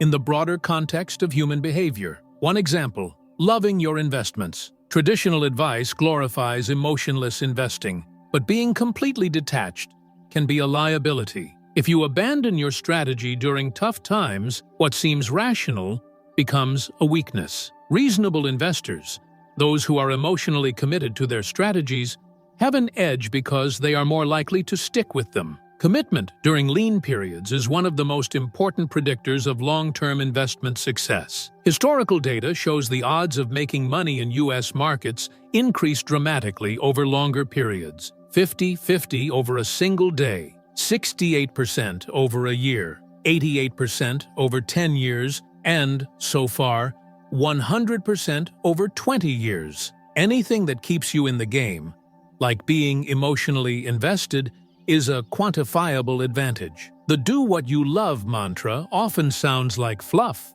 but in finance, it has real value. It gives you the endurance to stick with a strategy long enough to let probabilities work in your favor. Loving the mission, product, or team behind an investment can make inevitable downturns bearable, preventing you from quitting at the wrong time. There are other cases where reasonable behavior trumps rationality. Home bias. Investing in companies from your own country is not globally optimal, but reasonable, because familiarity helps you commit. Day trading or picking individual stocks, usually irrational, but reasonable in small amounts if it satisfies a personal itch without harming your diversified investments. Making forecasts. Most market predictions are poor. Yet, attempting to forecast is human and psychologically reasonable, even if acting on them is risky. Family considerations. Jack Bogle invested in his son's high-fee hedge funds despite promoting low-cost index investing.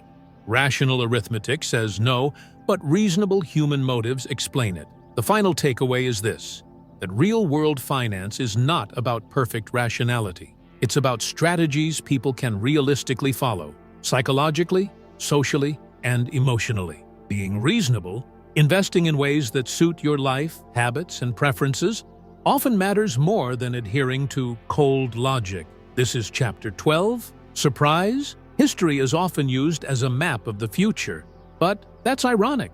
History is mostly the study of surprising events. Stanford professor Scott Sagan put it simply, things that have never happened before happen all the time. While studying economic and investing history is valuable, it helps calibrate expectations and identify common mistakes. It is not a reliable guide to the future. Investors often fall into the historians as prophets fallacy, assuming past events predict future outcomes. But investing is not a hard science like physics or medicine. It's driven by humans who are emotional, imperfect, and unpredictable. Richard Feynman famously noted that physics would be harder if electrons had feelings. Well, investors do have feelings, and lots of them. The key point? Things change constantly. The invisible hand of economics ensures that nothing stays too good or too bad for long. People's preferences, culture, and stories evolve. So what happened before is rarely a perfect guide for what happens next. Experience can even be a liability, fostering overconfidence and anchoring to past events. Two dangers arise from relying too heavily on history. Missing outlier events. The biggest historical movers are record-breaking tail events like the Great Depression, World War II, the dot-com bubble, 9/11, and the housing crash. A handful of rare events can shape the economy far more than all ordinary events combined. Failing to anticipate the unprecedented, small, unpredictable occurrences can cascade into enormous consequences. For example,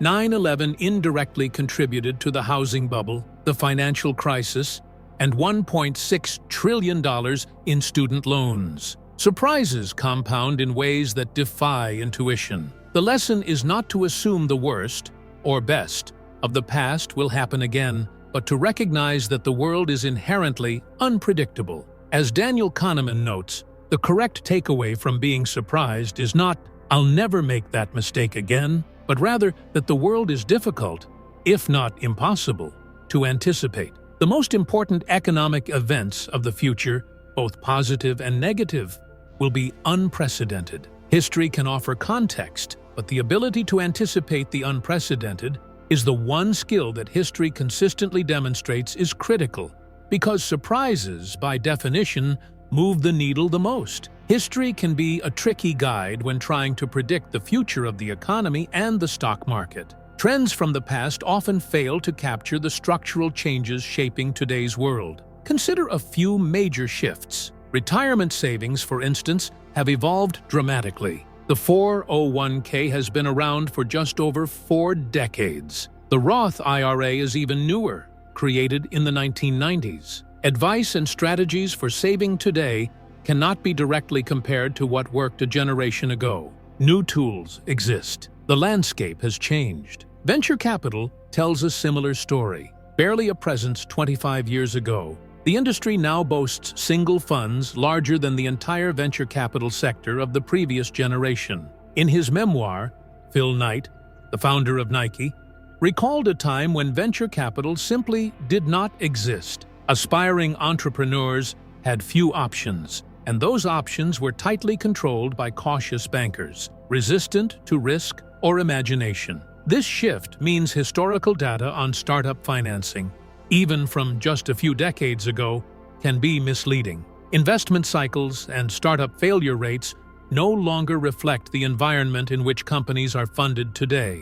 The rules of the game have changed. Public markets have transformed as well. The S&P 500 did not include financial stocks until 1976. Today, they account for 16% of the index. Technology stocks, almost non-existent 50 years ago, now make up more than a fifth of the index. Accounting standards, auditing practices, disclosures, and market liquidity have all evolved. Once again, things have changed. Even the rhythm of the U.S. economy has shifted. Recessions used to arrive roughly every 2 years in the late 1800s. By the early 20th century, that interval stretched to 5 years. Over the past 50 years, it has averaged 8 years. By 2019, the U.S. had gone 12 years without a recession, the longest gap since before the Civil War. Theories abound as to why recessions have become less frequent. Some credit the Federal Reserve with better managing the business cycle. Others note the shift from heavy industry,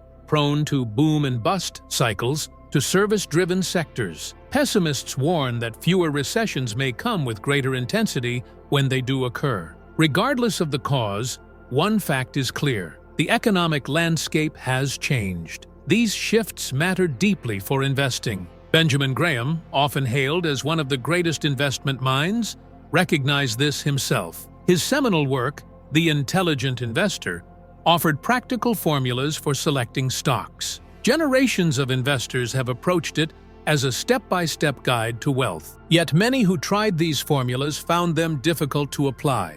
Graham advised buying stocks priced below their net working assets, cash minus debt. Today, such bargains are almost impossible to find outside of distressed penny stocks. Another rule cautioned against paying more than 1.5 times a stock's book value. Following that advice over the past decade would have left investors with little more than bank and insurance stocks. Graham was no showman. He was a practical contrarian. He continuously tested and revised his strategies. Each edition of The Intelligent Investor replaced outdated formulas with new ones, reflecting what worked in the moment. Critics labeling his methods antiquated missed the point. Every formula was meant to replace the one before, keeping pace with a changing market. By the time Graham passed away in 1976, he had already shifted away from detailed stock analysis as a central strategy. Opportunities had become widely known. Technology made information more accessible, and the economy itself was moving from industrial to technology-driven sectors. The methods of yesterday no longer applied. Things had changed. This pattern is common in investing. The further back in history one looks, the less likely it is to reflect the present reality. Long-term data can offer reassurance, but economies evolve. Recent history, closer to the present, often provides a more accurate guide. There's a saying in investing, often used mockingly, "It's different this time." John Templeton famously called those 4 words the most dangerous in investing. Yet, in truth, the world does change, sometimes in ways that matter profoundly. History is valuable, but with nuance. Human behavior, our responses to greed, fear, stress, and incentives, remains surprisingly stable. Those lessons endure, but specific market trends, sectors, and investment strategies evolve. Historians are not prophets. They cannot predict the next shift. The question, then, is not what history says, but how one plans for the future in a world that is always changing. This is Chapter 13, Room for Error. The most important part of any plan is planning for the possibility that the plan won't go as expected. Some of the clearest lessons in smart financial behavior come from an unlikely source: Las Vegas casinos. Not from every player, of course, but from a small group of blackjack players who practice card counting. Their approach holds a valuable lesson about money management, the importance of leaving room for error. The fundamentals of card counting are straightforward. No one can predict with certainty which card the dealer will draw next, but by tracking which cards have already appeared, players can estimate which remain in the deck. This allows them to calculate the odds of drawing the cards they need. A card counter increases their bets when the odds favor them, and decreases them when the odds turn against them. The exact mechanics are complex, but the principle is simple. Card counters understand they are playing a game of probabilities, not certainties. Even when the odds seem favorable, they accept the possibility of being wrong. Their strategy relies on humility, recognizing that no one can know exactly what will happen next, and adapting their actions accordingly. The system works because it shifts the odds just slightly in the player's favor. But overreach, betting too heavily, risks losing so much that there's nothing left to continue. There is never a moment when anyone can bet every chip with complete confidence. Life, like the game, is rarely that kind. Planning for uncertainty is essential. One must always leave room for error. Kevin Lewis, a successful card counter featured in Bringing Down the House, explained this philosophy. Even when card counting offers a statistical edge, it does not guarantee a win every hand or every trip to the casino. Players must have enough resources to endure swings of bad luck. Even with a 2% edge, the casino will still win nearly half the time. To manage this risk, players should maintain a significant buffer, enough to withstand variance and keep playing. A common guideline suggests at least 100 base units. For example, starting with $10,000 allows a $100 unit bet while maintaining safety. History is full of brilliant ideas taken too far, indistinguishable from mistakes. The wisdom of leaving room for error lies in accepting that uncertainty, randomness, and chance are constants in life. The only way to navigate them is by creating a gap between expectations and reality, enough to survive setbacks and continue forward. Benjamin Graham is best known for his concept of the margin of safety. He explored it in depth, often with rigorous mathematical detail. Yet perhaps the simplest and most powerful explanation came during an interview when he said, "The purpose of the margin of safety is to render the forecast unnecessary." The weight of that statement is profound. Margin of safety, also called room for error or redundancy, is the only reliable way to navigate a world ruled by probabilities rather than certainties. And when it comes to money, almost everything exists in such a world. Predicting the future with precision is difficult. A card counter knows this well, since no one can know the exact location of a single card in a shuffled deck. It is less obvious to those asking, "What will the stock market return over the next 10 years?"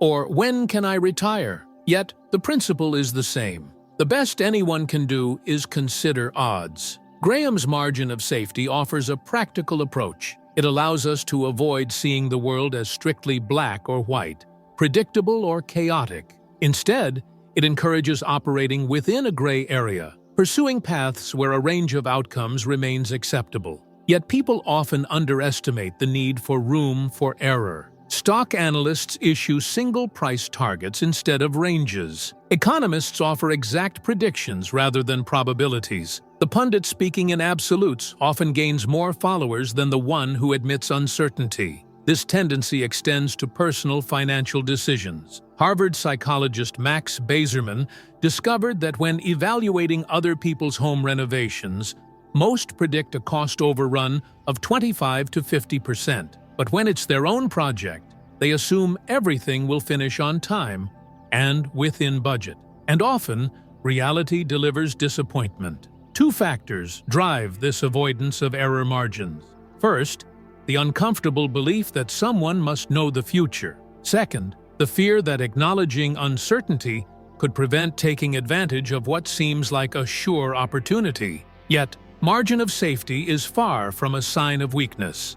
Properly applied, it is a strategic advantage. Room for error allows investors to endure a variety of outcomes, providing the endurance needed to benefit from rare but significant gains. These gains may be infrequent, either because they are uncommon or because they take time to compound. The investor with a buffer, cash to absorb losses, for example, has an edge over someone wiped out by a single misstep.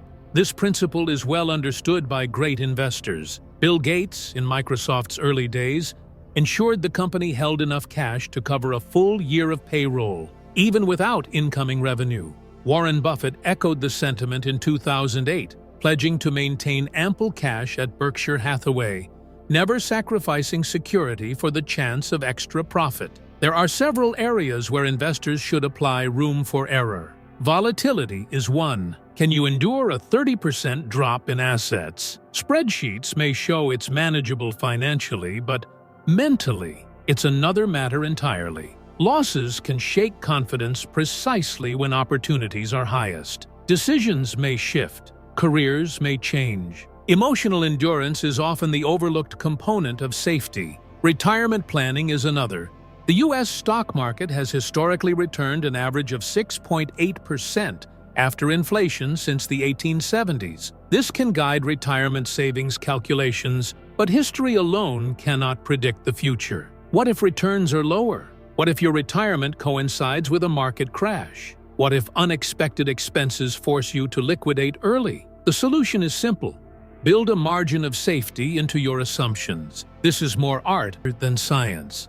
For example, one might assume future returns to be a third lower than the historical average, saving more today as a buffer. It's not a guarantee, but it allows peace of mind. If the future matches history, the extra savings become a pleasant surprise. Charlie Munger puts it simply, the best way to achieve felicity is to aim low. An overlooked companion to the idea of room for error is what some call optimism bias in risk-taking, a kind of Russian roulette should statistically work mindset. It's the dangerous attachment to favorable odds when the consequences of being wrong are catastrophic. As Nassim Taleb puts it, it is possible to be adventurous and risk-loving while still remaining completely averse to ruin. And indeed, that caution is essential. Taking risks is often necessary to get ahead, but no opportunity is worth pursuing if it has the potential to wipe someone out completely. The odds may seem favorable, yet the consequences of failure can be so severe that no amount of strategy can offset them. Money works the same way. Investments often look promising. Real estate tends to rise in value over time. Paychecks arrive regularly. But even when success seems almost certain, the rare occasions of failure can be devastating. A plan that assumes a 95% chance of success still carries a 5% risk of catastrophic loss. And if the stakes are ruin, the other 95% of the time won't justify it. Leverage is especially dangerous. Borrowing money to amplify gains can turn routine risks into disasters. Optimism, even when rational, can hide the occasional risk of ruin. History has shown this clearly. Housing prices fell 30% in a recent decade. Several companies defaulted on their debts. Those with excessive leverage faced a double blow. Not only did they lose their capital, but they missed crucial opportunities to recover or benefit when the market turned. Homeowners wiped out in 2009 could not take advantage of cheap mortgage rates in 2010. Lehman Brothers had no chance to invest in favorable debt the following year. Some adopt a barbell approach to money, taking calculated risks with one portion, while keeping the other portion entirely secure. It may seem contradictory, but this balance ensures they can remain standing long enough for their risks to pay off. Survival, in this sense, is the prerequisite for success. The freedom to act when opportunity arises is, in a very real sense, an investment with infinite return. Room for error does more than just create a buffer around expected outcomes. It shields against the unimaginable, the events that seem too bizarre to even consider, yet can cause the most damage. During World War II, the Battle of Stalingrad was the largest in history. Among its countless stories of risk and survival, one stands out. In late 1942, a German tank unit sat in reserve outside the city. When they were urgently needed on the front lines, almost none of the tanks worked. Out of 104 vehicles, fewer than 20 were operable. The engineers discovered the culprit. Field mice had nested inside the tanks during weeks of inactivity, chewing through insulation on electrical systems, the most advanced equipment in the world, defeated by mice. This disbelief is easy to imagine. Who would ever consider protecting a tank from rodents? Yet these unpredictable events occur all the time. No plan can anticipate the truly improbable, and those are often the events with the most severe consequences. In 2006, Warren Buffett described the ideal candidate to succeed him, someone genetically programmed to recognize and avoid serious risks, including those never before encountered. This skill is visible in startups backed by careful investors. When founders list their top risks, predictable issues are mentioned. But beyond these, unexpected disasters can strike. Water pipes bursting and flooding an office, break-ins at the company headquarters, being forced out of a manufacturing plant, a store temporarily shut down due to a peculiar customer complaint, a CEO's email hacked during a critical fundraising period, even the emotional collapse of a founder under pressure. Some of these events could threaten the very existence of the company. None were foreseeable. They were uncharted territory, entirely new challenges for those facing them. Avoiding such unknown risks is almost impossible. Preparation cannot cover what cannot be imagined. But there is a safeguard: avoiding single points of failure. In life and in money, anything that can break will eventually break. Systems that rely on one element without redundancy are counting down to disaster. The best designs build in multiple layers of backup. Airplanes, for instance, often have 4 redundant electrical systems. They can land safely even if all engines fail. Suspension bridges can lose several cables without collapsing. The biggest single point of failure in personal finance is relying solely on a paycheck to cover expenses. Without savings, even small disruptions can cascade into catastrophe. And yet, even the wealthiest often overlook this principle. Saving should not be limited to planned purchases or retirement. It must also account for the unpredictable, the financial equivalent of field mice. No one can know all future expenses. Saving without a specific end in mind provides the room to survive unforeseen challenges. Financial plans that only account for known risks rarely have enough margin of safety to endure the real world. Ultimately, the most important part of any plan is assuming that it will not go exactly as intended. Flexibility, foresight, and preparation for the unexpected are the true keys to lasting security. This is Chapter 14 now. You will change. Long-term planning is harder than it seems because people's goals and desires aren't fixed. They evolve, often in ways no one can predict. Consider a young man who grew up without privilege or natural advantage, yet was the hardest-working person anyone knew. These individuals teach valuable lessons because they understand every step of the climb to success in a raw and unfiltered way. As a teenager, his dream was to become a doctor. The odds were heavily stacked against him. No reasonable observer would have considered it likely, but he persevered. A decade older than his classmates, he finally earned his medical degree.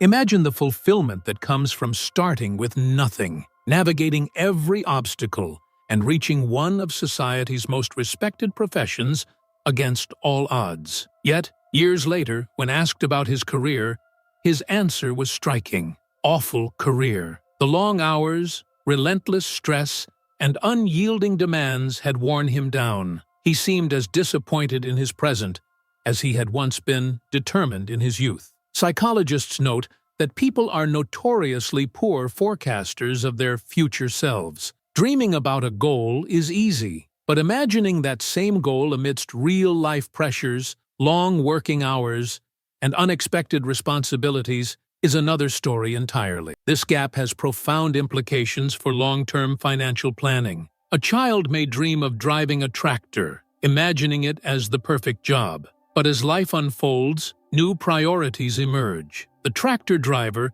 may aspire to a more prestigious or lucrative career. A teenager dreams of becoming a lawyer, fully committing to the path of law school. Yet, as a practicing attorney, they discover the work-life balance is far from ideal. Perhaps they switch to a lower-paying job for flexibility, only to find childcare costs consume most of their income, eventually choosing to stay home with the children. By the time they reach retirement age, they may find themselves unprepared financially. Many lives follow a similar unpredictable trajectory. Statistics show that only 27% of college graduates work in their field of study, and nearly 30% of stay-at-home parents hold a college degree. Long-term planning is crucial, but the challenge is that both the world and individual goals change over time. It's one thing to say the future is uncertain. It's another to admit that personal desires and priorities are likely to shift in ways no one can foresee. Psychologists call this the end of history illusion. People recognize how much they've changed in the past, yet underestimate how much they will change in the future. Harvard psychologist Daniel Gilbert explains that at every stage of life, people make decisions that shape who they will become, and then, as they grow into those future selves, they may find themselves dissatisfied with those choices. Teenagers spend money on tattoos they later remove. Young adults rush into marriages that middle-aged adults divorce. Older adults struggle to undo what they worked decades to achieve. Life is a continuous cycle of recalibration. This reality has a direct impact on long-term financial planning. Charlie Munger, the legendary investor, emphasizes that the first rule of compounding is to never interrupt it unnecessarily. Yet how can one maintain a consistent plan in savings, careers, or spending when goals and desires evolve so dramatically over a lifetime? The lives of people like Ronald Read, the frugal janitor, and Warren Buffett, the investment legend, show the power of endurance. They committed to consistent strategies over decades, allowing compounding to work its magic.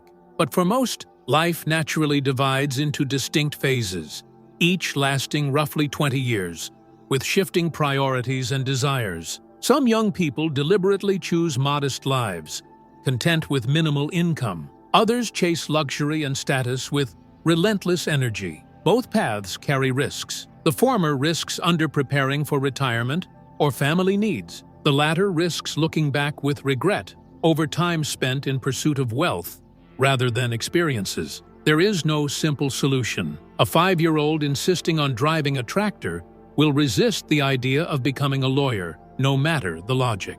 Still, two guiding principles can help in long-term planning. Avoid extremes. Committing to very low income or excessively long working hours increases the likelihood of regret. Human adaptability means the initial appeal of extremes fades, while the downsides, insufficient retirement savings, or a life spent chasing money at the expense of experiences, linger. Abrupt changes to compensate for past choices can amplify regret. Compounding, whether in wealth, careers, or relationships, works best with time and consistency. Endurance is key. Recognizing that desires and priorities evolve, balance at every stage becomes a strategy to sustain plans and minimize regret. Aiming for moderation in annual savings, free time, commuting, and family life at every point in one's working life increases the chances of staying the course. Extreme highs and lows create fragility. Balance, in both work and life, offers the resilience necessary to adapt, endure, and ultimately thrive. Some of the most dissatisfied workers are those who cling to careers simply because they chose a college major at 18. They remain loyal, not out of passion, but out of obligation. Accepting the end of history illusion reveals a harsh truth. The chances of selecting a job as a teenager that will still bring satisfaction decades later are surprisingly low. The key lies in accepting change and moving on as soon as possible. Jason Zweig, the Wall Street Journal investment columnist, recounted a lesson from psychologist Daniel Kahneman, whom he collaborated with on the book Thinking, Fast and Slow. Zweig marveled at Kahneman's willingness to completely dismantle their work. They could labor over a chapter for days, only for Kahneman to return with a version so transformed it was unrecognizable. It began differently. It ended differently. It included new anecdotes, fresh evidence, and research they had never encountered. When Zweig asked how he could start over so completely, as if earlier drafts had never existed, Kahneman's answer was simple and unforgettable. I have no sunk costs. Sunk costs, decisions anchored to past efforts that cannot be refunded, pose a subtle but dangerous trap. They can imprison future selves to the priorities of past, different selves. It is, in essence, letting a stranger dictate your life choices. Embracing the idea that financial goals set by a former self should be abandoned without hesitation can be a powerful strategy. Letting go quickly allows one to return to compounding, to focus energy on what truly matters in the present and future. And with that, the discussion turns to the essential principle, the price of admission to compounding. Here we come to Chapter 15. Nothing is free. Everything has a price, but not all prices come with a label. The challenge of money and of life is figuring out what that price is and being willing to pay it. The problem is that some prices are invisible until the moment the bill arrives. Consider General Electric, the largest company in the world in 2004, worth $1/3 trillion and the very image of corporate aristocracy. Yet everything fell apart. The 2008 financial crisis sent GE's financing division, responsible for more than half the company's profits, into chaos. It was eventually sold for scrap. Bets on oil and energy went disastrously wrong, producing billions in write-offs. GE stock fell from $40 in 2007 to $7 by 2018. The CEO, Jeff Immelt, who had led the company since 2001, faced immediate and harsh criticism. Leadership decisions, acquisitions, dividend cuts, layoffs, a plunging stock price, all were scrutinized. Those rewarded with dynastic wealth when times are good also bear the burden when the tide goes out. Immelt stepped down in 2017, but he left behind a crucial insight. Responding to critics, he told his successor, "Every job looks easy when you're not the one doing it." Indeed, challenges that appear obvious from the sidelines often hide complexities invisible to the crowd. Conflicting demands, sprawling bureaucracy, regulators, investors, unions. These are not just hard to manage. They're hard to even fully recognize until you're the one in the arena. Immelt's successor, who lasted only 14 months, learned this the hard way. Most things are harder in practice than in theory. Sometimes overconfidence is to blame. More often, we fail to identify the true price of success. And if you don't know the cost, you can't pay it. Investing offers a clear illustration. The S&P 500 returned an average of 11% per year from 1950 to 2019. All you had to do was sit back and let compounding work. Sounds easy until the market crashes. The cost of those returns isn't dollars. It's volatility, fear, doubt, uncertainty, and regret. These are invisible prices, often overlooked until you face them in real time. Some try to avoid the cost.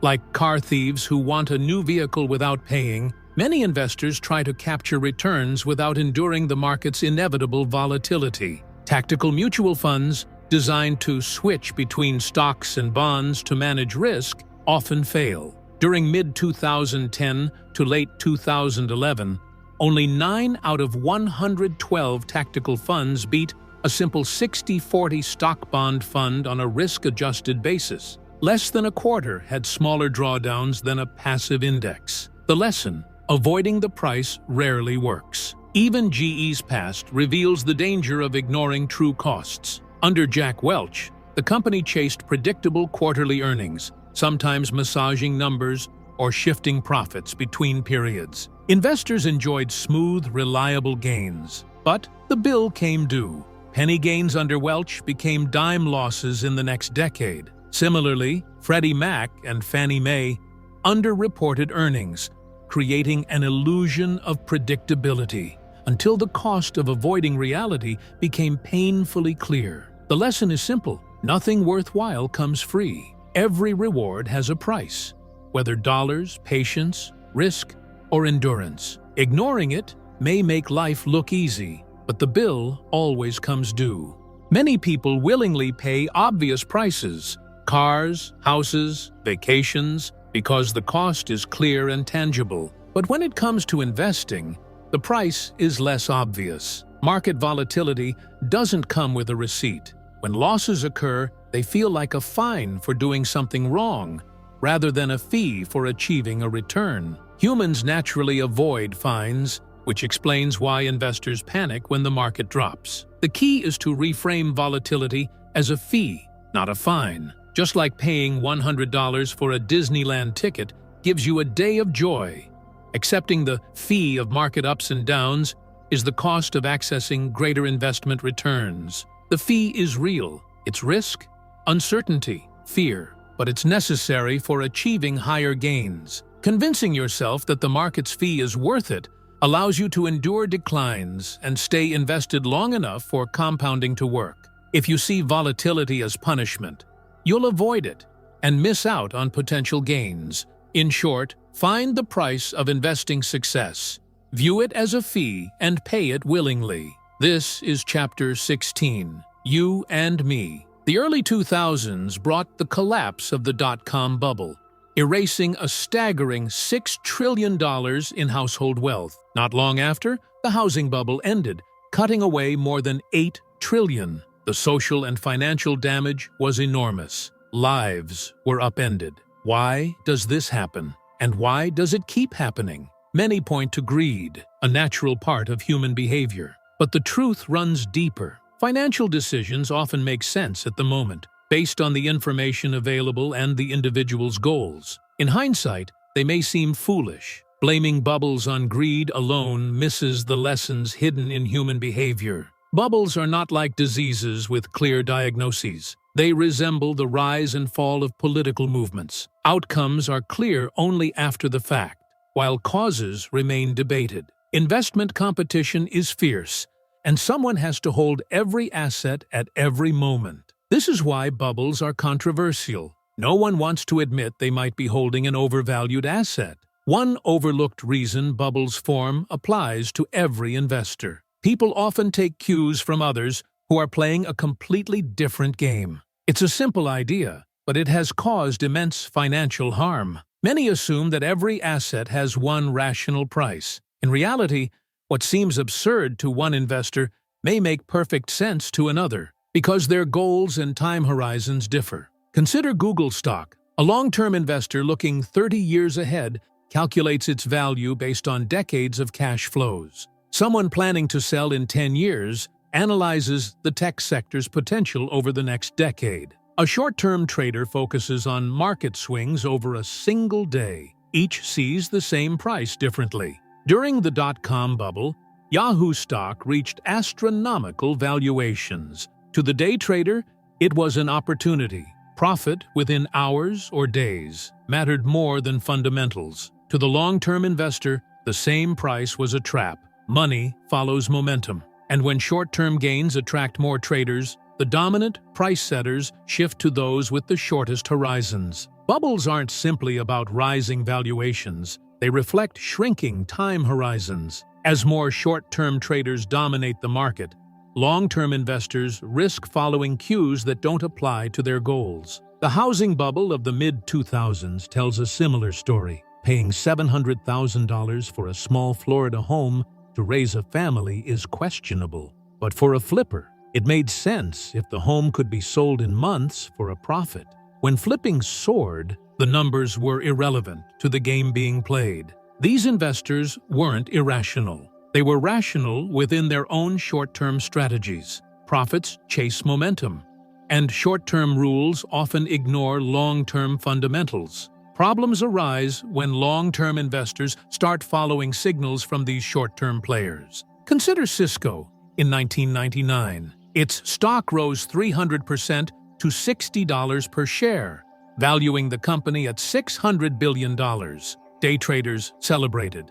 Long-term investors hesitated, yet many bought at that price, assuming others knew something they didn't. What they didn't realize was that the traders setting the marginal price were playing a completely different game.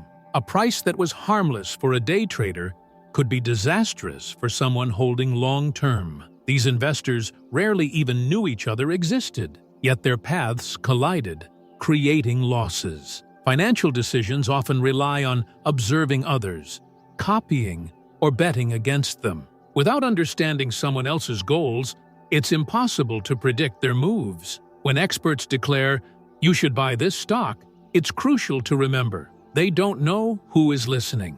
Are they speaking to a teenager trading for fun, a retiree on a fixed income, or a hedge fund manager balancing books? Each reacts differently.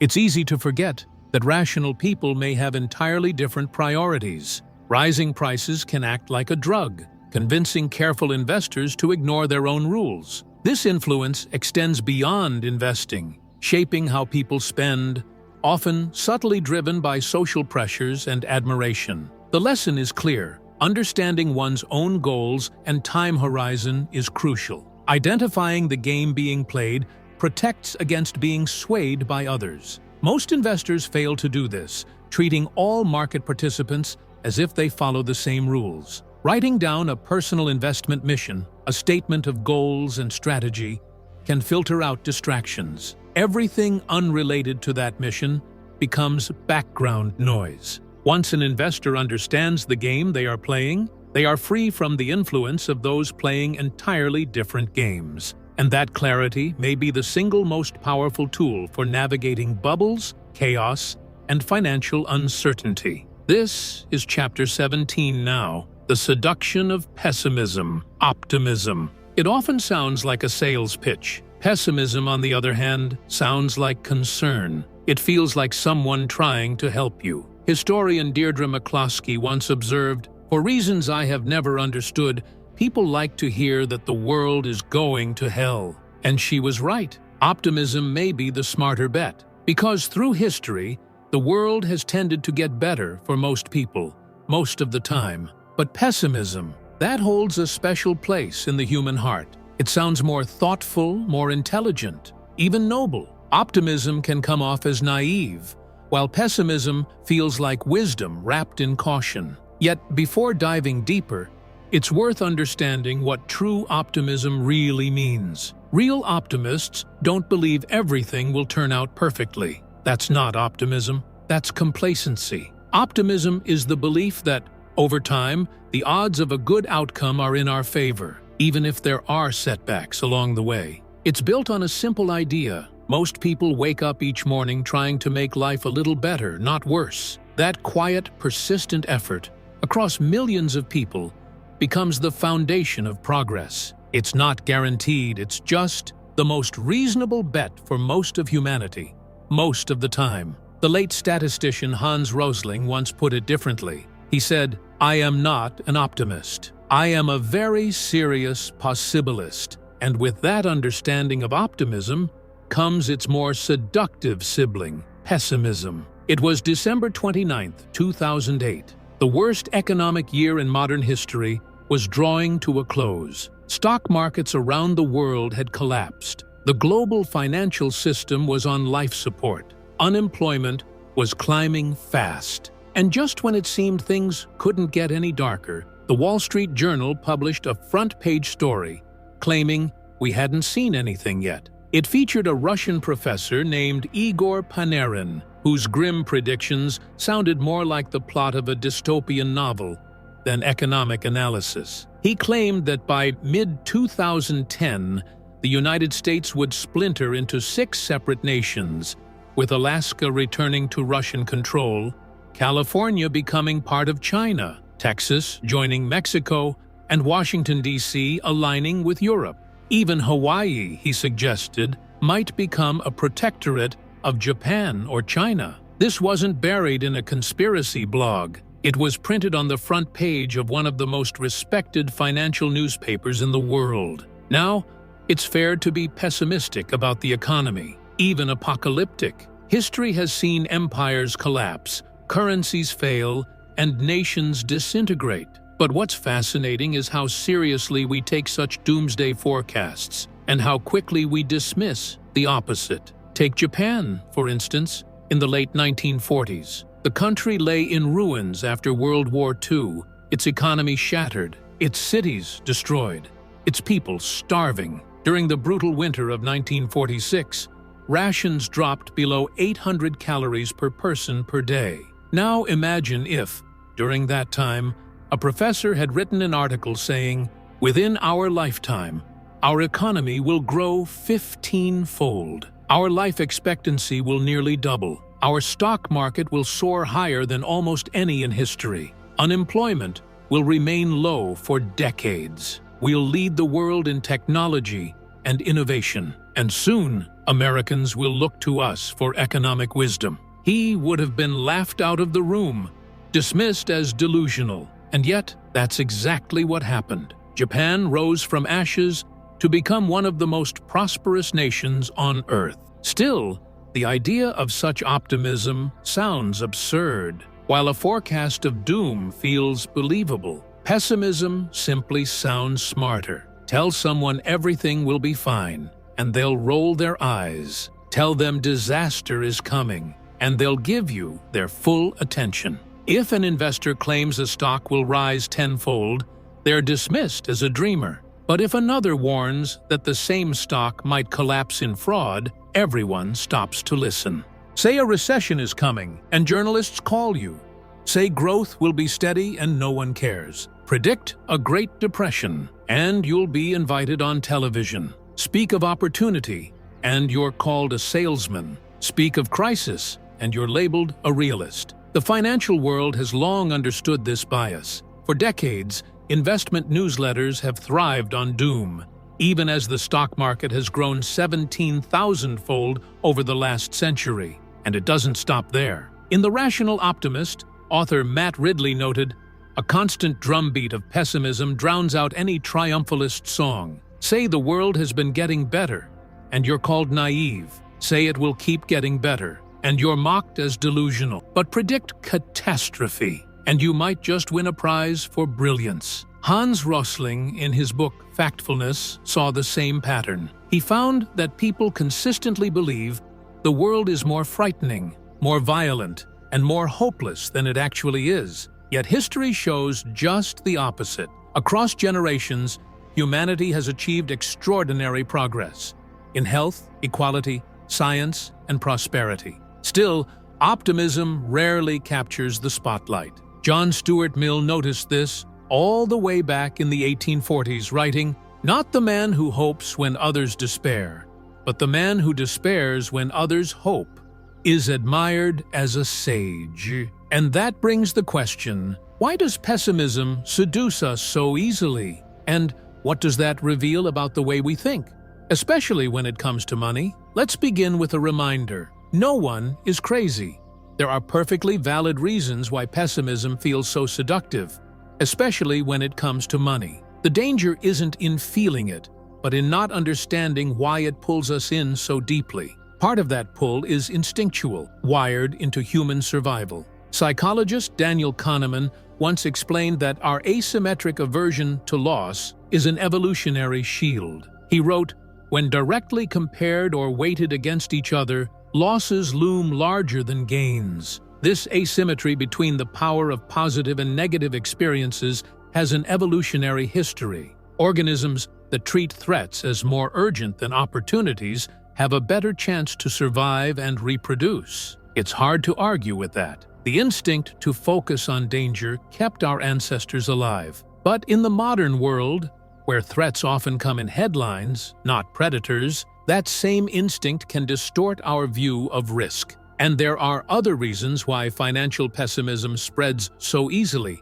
Reasons that make it sound rational, relatable, even responsible. Money touches everyone. It's one of the few forces that connects every person's daily life.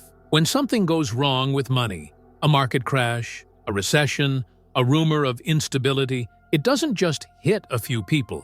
It feels universal. Unlike a hurricane that threatens one region, an economic storm feels like it could sweep across everyone's front door. That's why financial fear captures attention in ways few other stories can. Take the stock market. More than half of American households own stocks directly. Even those who don't are drawn in by the constant hum of financial media. The Dow Jones, a number that most households never trade on, has become one of the most watched barometers of national emotion. A 1% rise might earn a brief mention in the evening news, but a 1% fall? That's splashed across the screen in bold, blood-red letters. The imbalance is hard to ignore. And when markets fall, people demand explanations. Was it a sign of slower growth? Did the Federal Reserve make a mistake? Are politicians to blame? Is there another crisis brewing just beneath the surface? Every dip in the market invites a story, and those stories often spiral into worry. Because once a decline has a name, a reason, and a narrative, it becomes real. Even those who don't own a single share still feel the weight of the fear. In 1929, just before the Great Depression, only a small fraction of Americans actually owned stocks. But as prices crashed, the entire nation watched in disbelief. Lawyers, farmers, mechanics, all wondering what the collapse meant for their own lives. Historian Eric Rauchway described it this way: "This fall in value immediately afflicted only a few Americans. But so closely had the others watched the market and regarded it as an index of their fates that they suddenly stopped much of their economic activity." As the economist Joseph Schumpeter later wrote, people felt that the ground under their feet was giving way. That feeling, the sense that the ground itself is shifting, is why pessimism spreads so easily when money is involved. There are only two topics that affect everyone, whether they pay attention or not: health and money. Health problems tend to be personal, but financial problems, they're systemic. When one person's financial decision ripples through an economy, it touches millions of others. So it's only natural that financial risks get the spotlight. Another reason pessimism thrives is that it often assumes the future will look exactly like the present, just worse. Pessimists extrapolate today's trends in a straight line, forgetting how quickly humans adapt. In 2008, environmentalist Lester Brown warned that by 2030, China would need 98 million barrels of oil every single day, far more than the world was capable of producing. His conclusion was grim. There go the world's oil reserves. At first glance, that logic made sense. If demand keeps rising and supply doesn't change, the outcome seems inevitable. But that's not how markets work. There's an iron law in economics. Extremes don't last. When conditions become too good or too bad, human ingenuity changes the equation. Supply adapts. Demand shifts. Technology evolves. After Brown's prediction, oil prices did surge from $20 a barrel in 2001 to $138 by 2008. At that price, drilling became as lucrative as mining gold. Suddenly, oil that had been too difficult or expensive to extract was worth pursuing. Innovation exploded. Fracking and horizontal drilling reshaped the industry. Oil historian Daniel Yergin explained that 86% of oil reserves in the United States are not what was originally estimated at discovery, but what later emerged as technology improved. That's exactly what happened. By 2019, U.S. oil production had soared from 5 million barrels a day to 13 million. Globally, production exceeded 100 million barrels per day, 20% higher than what pessimists once claimed would be the absolute limit. To a pessimist watching in 2008, the outlook was dire. But to a realist, someone who understood that necessity is the mother of invention, it was far less terrifying. Assuming that something bad will stay bad is the easiest forecast in the world. It sounds logical, and it doesn't require imagination. But history tells a different story. Problems correct, people adapt, and threats inspire solutions. That's the recurring plotline of human progress. And the one thing pessimists always seem to forget. There's a third reason why pessimism often feels stronger than optimism. Progress happens too slowly to notice, but setbacks happen too quickly to ignore. There are countless overnight tragedies and almost no overnight miracles. On January 5th, 1889, the Detroit Free Press dismissed one of humanity's oldest dreams, the idea that people might one day fly. They wrote that a flying machine was impossible. The paper explained that nature itself had reached the limit of what was physically possible, and humans had no hope of surpassing it. But just 6 months later, a young man named Orville Wright dropped out of high school to help his brother, Wilbur, build a printing press in their backyard shed. That humble project became their first invention together. It would not be their last. The brothers would go on to achieve what many believed was beyond imagination. They conquered the skies. If someone were to list the most important inventions of the 20th century, the airplane would easily land among the top 5, perhaps even number 1. It changed everything. It began wars, ended wars, and shrank the vastness of the planet, connecting cities, countries, and cultures like never before. But here's the fascinating twist. After the Wright brothers achieved flight, almost no one seemed to care. For years, people refused to believe it had even happened. Historian Frederick Lewis Allen later wrote that several years passed before the public truly understood what the Wrights had done. People were so convinced that flying was impossible that even those who saw the Wrights gliding through the sky over Dayton, Ohio, assumed it was a trick, some kind of illusion. It wasn't until 1908, nearly 4.5 years later, that experienced reporters were finally sent to witness their flights. And only then did the world begin to wake up to the miracle of human flight. Even then, society continued to underestimate what this invention could mean. At first, airplanes were seen only as military tools, then as toys for the rich. A few optimists thought they might carry passengers someday, but even that sounded far-fetched. In 1909, the Washington Post declared, "There will never be such a thing as commercial aerial freighters. Freight will continue to drag its slow weight across the patient Earth." 5 months later, the first cargo plane took off. It's remarkable how long it takes for optimism to be recognized, and how quickly pessimism can take hold.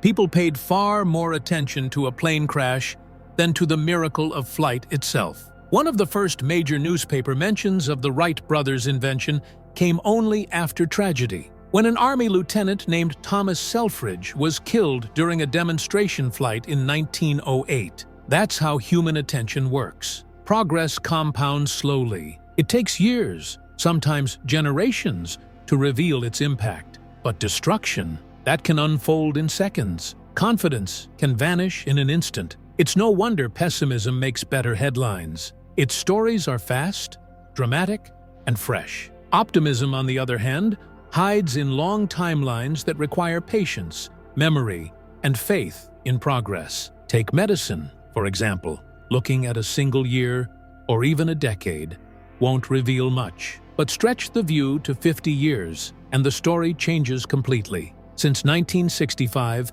the age-adjusted death rate from heart disease in the United States has fallen by more than 70%. That single shift saves roughly 500,000 lives every year, the population of an entire major city. Yet, that miracle goes mostly unnoticed, because it unfolded slowly, quietly, over decades. Meanwhile, a single natural disaster, a plane crash, or an act of terrorism captures the world's full attention for weeks. We could experience 5 Hurricane Katrinas every week, and the attention would still outweigh the quiet, steady miracle of medical progress happening all around us. The same pattern holds true in business. It takes years for a company or a product to prove its worth, but a single failure can wipe it all away overnight. In the stock market, a 40% drop in 6 months sparks panic and congressional hearings. But a 140% rise over 6 years, that goes largely unnoticed. And in life itself, a career can take decades to build, and a single careless email can destroy it in seconds. The short sting of pessimism often drowns out the quiet strength of optimism. One burns bright and fast. The other builds slowly, almost invisibly, yet lasts far longer. And this brings back an essential truth about investing and about life. Success always carries a price. That price is volatility, loss, uncertainty, moments that test patience and belief. To benefit from long-term growth, one must be willing to endure those temporary storms. In 2004, the New York Times interviewed the great physicist Stephen Hawking, a man who had been diagnosed with a debilitating disease at 21, leaving him paralyzed and unable to speak without a computer. When asked why he remained so cheerful,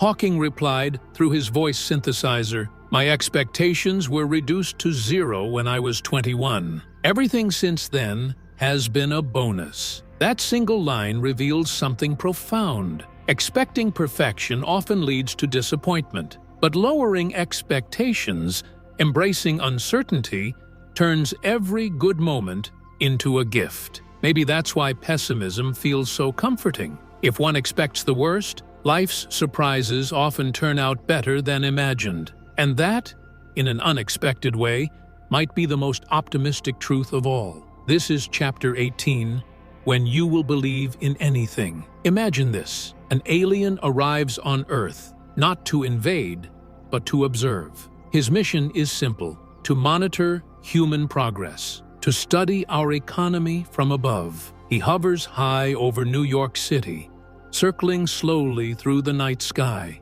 Below, the city glows like a constellation made of glass and ambition. It's New Year's Eve, 2007. From his vantage point above Times Square, he watches tens of thousands of people cheering beneath the glittering lights. Fireworks explode, cameras flash. Everywhere he looks, there's laughter, color, and confidence, a celebration of prosperity. 2 years later, the alien returns. It's New Year's Eve, 2009. Once again, the same crowd fills Times Square. The same lights, the same energy, the same sea of humanity. To the alien, nothing seems different. The city is still alive. He sees the same number of people rushing through the streets, the same office towers stretching into the clouds, the same desks filled with the same computers connected to the same humming networks. Beyond the skyline, factories continue to hum, trucks still roll across highways, and universities still teach the next generation of thinkers. Patents are being filed, ideas are still being born, and technology, it's even better now. People hold sleek little devices that didn't exist just 2 years earlier. Phones that connect the world in an instant. Computers that run faster. Cars that run cleaner. Medicine that works longer. And energy pulled from the sun and the rocks beneath the earth. From up here, everything looks the same, perhaps even better. The alien concludes that the human economy must be thriving. But then he looks at the numbers. and his jaw drops. U.S. households, he learns, are $16 trillion poorer than they were 2 years earlier. 10 million more people are unemployed. The stock market has been cut in half. Confidence, that invisible currency of civilization, has collapsed. The alien is baffled. He can't comprehend it. "I don't understand," he says. "I've seen your cities, your machines, your ideas. Nothing's changed. Why are you poorer? Why are you afraid?" The answer, of course, is one he cannot see. Between 2007 and 2009, something shifted. Not in steel or stone, but in story. In 2007, humans believed a story about stability, that home prices would always rise, that bankers were prudent, and that markets could measure risk with precision. But in 2009, that story broke, and when the story changed, everything else followed. Once the belief that housing prices could only go up began to crumble, the dominoes fell fast. Mortgages defaulted, banks lost money, credit tightened, businesses stopped borrowing, which led to layoffs. Layoffs led to fear. Fear led to less spending, which led to even more layoffs. The physical world, the buildings, the tools, the knowledge, hadn't changed much at all, but the narrative had, and that alone was enough to trigger the worst economic downturn in 80 years. This wasn't like Germany after World War II, when entire factories had been turned to rubble, nor like Japan decades later, facing a shrinking workforce. Those were tangible losses, physical, measurable, visible. In 2009, the damage was invisible. It was narrative damage, the collapse of a collective story. And yet, it was just as powerful. Because when it comes to economies, it's not just resources or machines that drive growth. It's belief, it's trust, it's the stories we tell ourselves about how the world works and what we think the future holds. Stories can fuel progress, or they can paralyze it. They can lift economies upward, or send them spiraling down. At the personal level, this truth matters deeply, because when it comes to managing money or making sense of the world, every person is, in one way or another, living inside a story. And the stories we choose to believe often shape our reality more than any statistic ever could. There's a strange truth about human nature. The more someone wants something to be true, the easier it becomes to believe it. History is filled with examples. When asked what the happiest day of her life had been, a woman well past 100 years old gave an answer that stunned the filmmaker interviewing her. "Armistice Day," she said softly, "the day World War I ended." "Why that day?" the interviewer asked.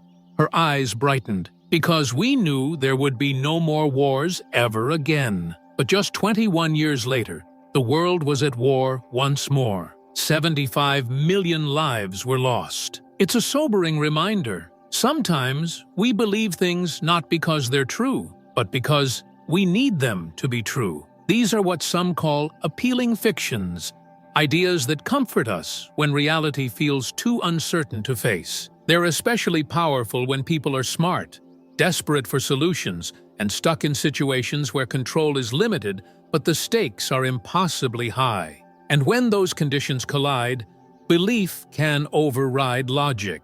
Consider a man named Ali Hajaji from a small Yemeni village. His young son fell gravely ill. With no access to proper medicine, the village elders offered a brutal remedy: to pierce the child's chest with the tip of a burning stick, hoping to drain the sickness from his body. Desperate, the father agreed. Later, he told a journalist, "When you have no money and your son is sick, you'll believe anything." That sentence captures something timeless. For most of human history, medicine existed long before useful medicine. Before the discovery of germs or the scientific method, people clung to cures that did nothing. Bloodletting, starvation therapy, even cutting holes in the body to let the evil out. These weren't acts of ignorance. They were acts of hope. When survival hangs in the balance, logic bends easily to belief. During the Great Plague of London in the 1600s, Daniel Defoe described streets plastered with posters promising infallible preventive pills, and sovereign cordials against infection. People turn to astrology, prophecies, and quack cures, anything to feel safe. And who could blame them? In just 18 months, the plague took 1 in every 4 Londoners. When fear runs that deep, even the impossible starts to sound convincing. Now, imagine that same psychology, not in medicine, but in money. The financial world runs on uncertainty. Every investor faces limited control and high stakes. And that's the perfect breeding ground for appealing fictions.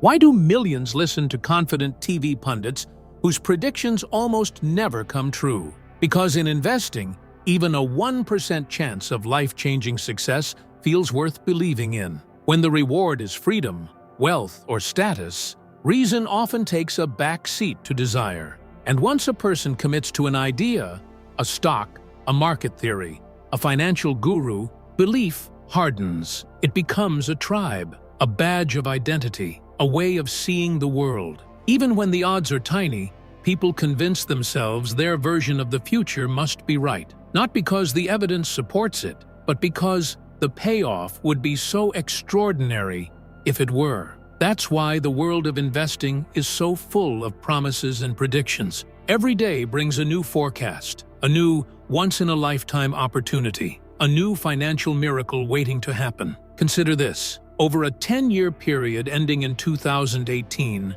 85% of active mutual funds failed to outperform the market. 85%, yet trillions of dollars remain invested in them. Why? Because every investor hopes they've found the exception, the next Warren Buffett, the next financial genius. Hope, not math, often guides the hand that writes the check.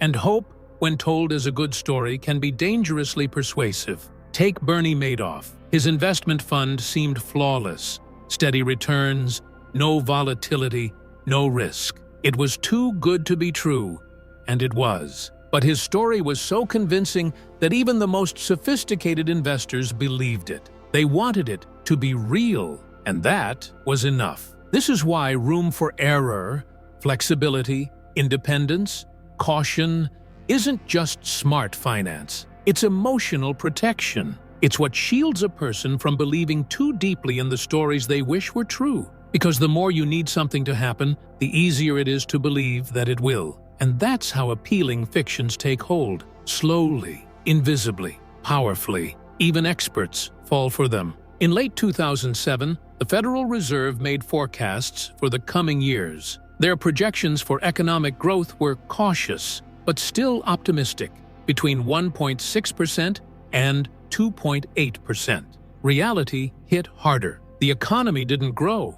It shrank by more than 2%. Their worst-case scenario wasn't even close. Why? Because predicting an outright recession felt unthinkable. It was too painful, too politically risky, too uncomfortable to consider. So the story they told themselves was gentler, more hopeful, an appealing fiction, born from fear. But policymakers aren't alone in this. Everyone does it. If someone wants a recession to prove their theory right, they'll see every small dip as confirmation. If someone needs the market to rise, they'll interpret every flicker of optimism as proof that prosperity is inevitable. Belief shapes perception, and perception shapes decisions. In the end, incentives and emotion guide far more of our financial world than pure logic ever could. So the lesson is simple, but profound. The higher the stakes, the wider your margin for error should be.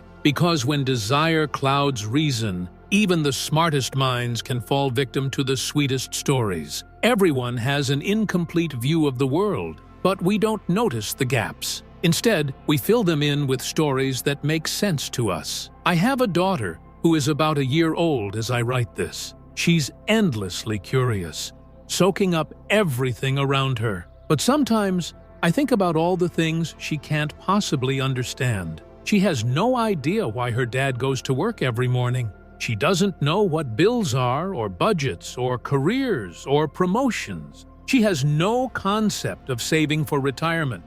Try explaining the Federal Reserve, credit derivatives, or NAFTA to her. Impossible. And yet, her world isn't dark.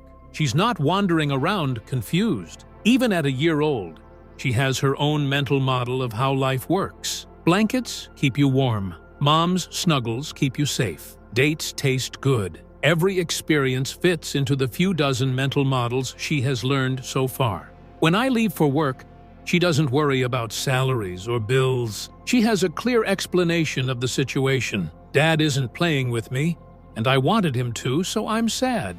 Even with almost no knowledge, she constructs a coherent story about what's happening. We all do this, no matter our age. Just like my daughter, I don't know what I don't know. I rely on a limited set of mental models to explain the world. I look for causes that make sense to me. And just like her, I am often wrong, because the world is far more complex than I realize. This is true even for things that seem objective, like history. History is just a recounting of what happened, right? It should be clear and factual. But as B.H. Liddell Hart wrote in Why Don't We Learn from History? History cannot be interpreted without imagination and intuition. The sheer quantity of evidence is so overwhelming that selection is inevitable. Where there is selection, there is art. Those who read history tend to look for what proves them right. They resist inconvenient truth, since everyone wants to be on the side of the angels. We all do it. Daniel Kahneman explained it this way. Hindsight gives us the illusion that the world is understandable. It makes us feel like the past is predictable, even when it wasn't. This illusion leads to mistakes across many fields, including finance. When I don't understand something, I create a story that makes sense to me based on my limited experience. It gives me the comforting illusion of understanding. And these stories can be both fascinating and terrifying, especially with money. When I misinterpret why the stock market is moving a certain way, I gain overconfidence in predicting its next move.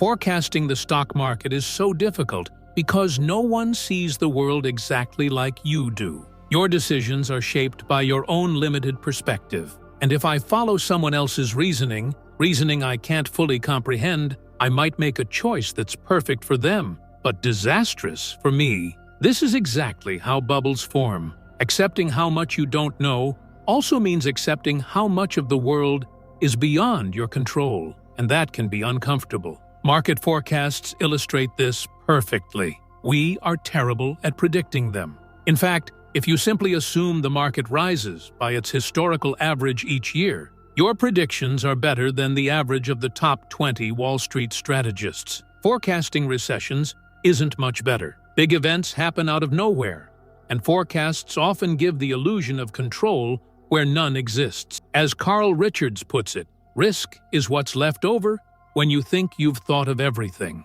Even though we know this, demand for forecasts is immense. Why? Psychologist Philip Tetlock explains, we need to believe we live in a predictable, controllable world. So we turn to authoritative-sounding people who promise to satisfy that need. It's not about calculation, it's about emotion. We want to feel in control. Stories of predictability are comforting. They soothe the itch of uncertainty, even when the reality is chaos. We confuse fields of precision with fields of uncertainty. Consider NASA's New Horizons mission to Pluto, a 3 billion-mile journey over 9.5 years. When it arrived, NASA reported it was just 1 minute off from the original prediction. That's 99.99998% accuracy. Incredible, but astrophysics is a field of precision. It doesn't bend under human behavior or emotion. Business,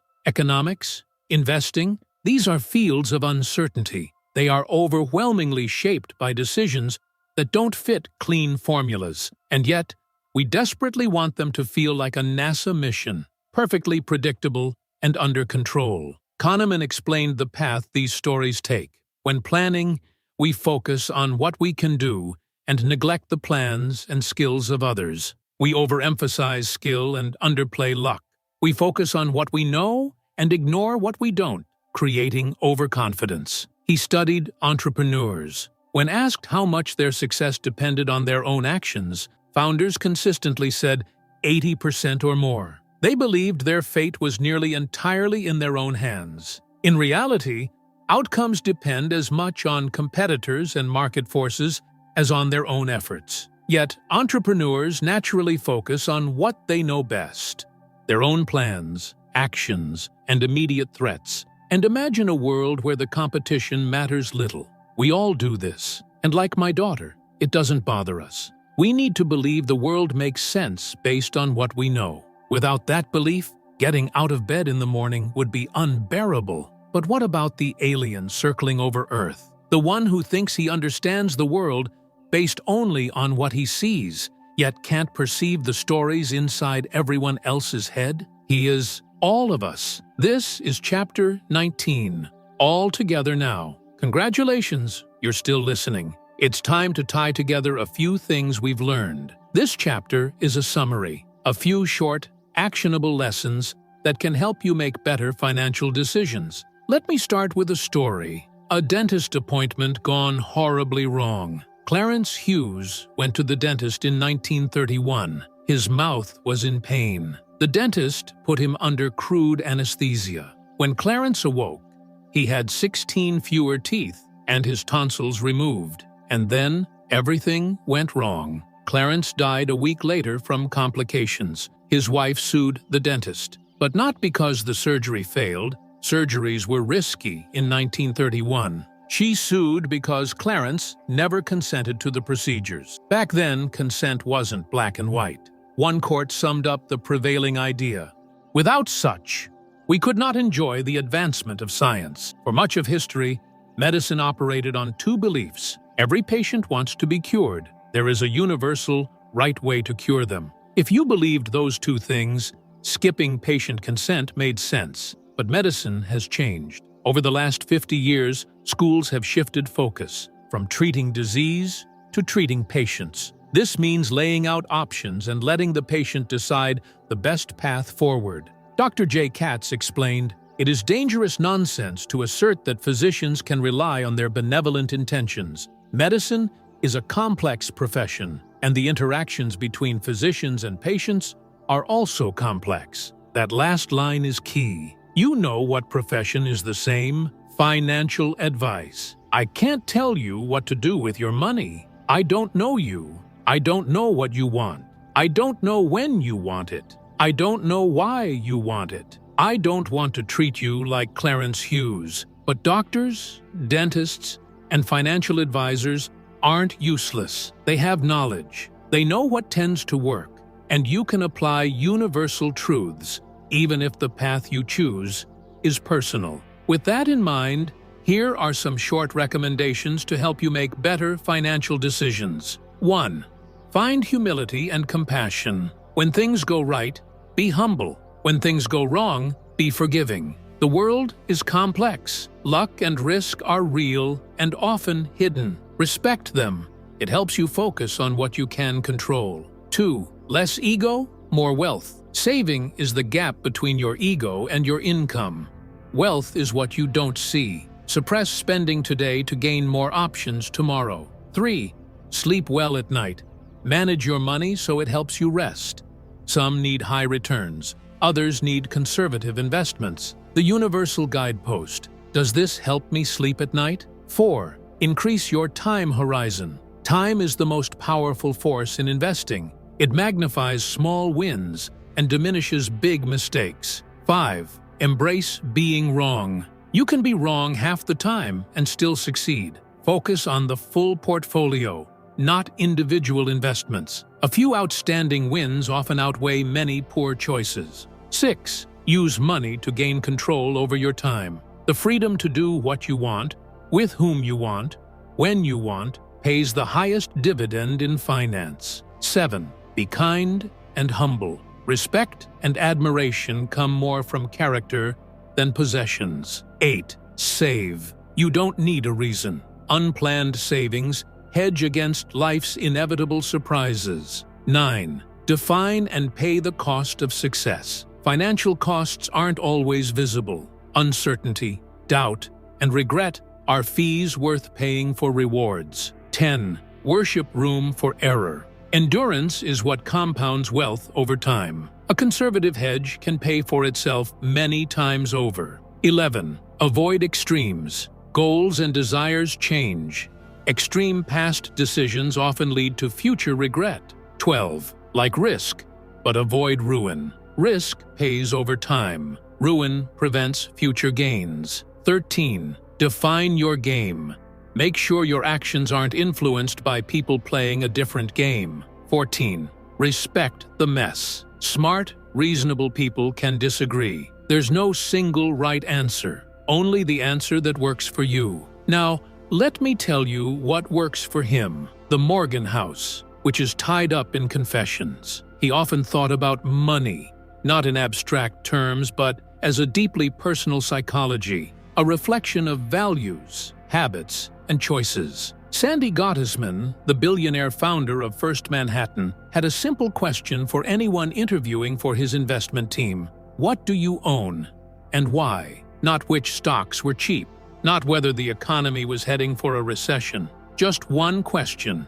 Show what you actually do with your own money. He loved that question. It revealed a vast gulf between what people suggest and what people truly do. Advice, he realized, rarely aligns perfectly with action. Half of all U.S. mutual fund managers, according to Morningstar, didn't invest a single cent of their own money in the funds they managed. It seems shocking, almost hypocritical. Yet, such contradictions were everywhere. Doctors, for example, spend their careers fighting death, saving lives, but when faced with their own mortality, they often choose the path of least intervention. In his essay, Ken Murray observed that doctors don't die like the rest of us. They know the choices, they know the risks, and when it comes to themselves, they often go gently. This wasn't deceit. It wasn't necessarily wrong. It underscored a truth he had long accepted. Complicated, emotional decisions about money, health, or family have no universal answer. There is no perfect path, only what works for the individual and their loved ones, what allows them to sleep peacefully at night.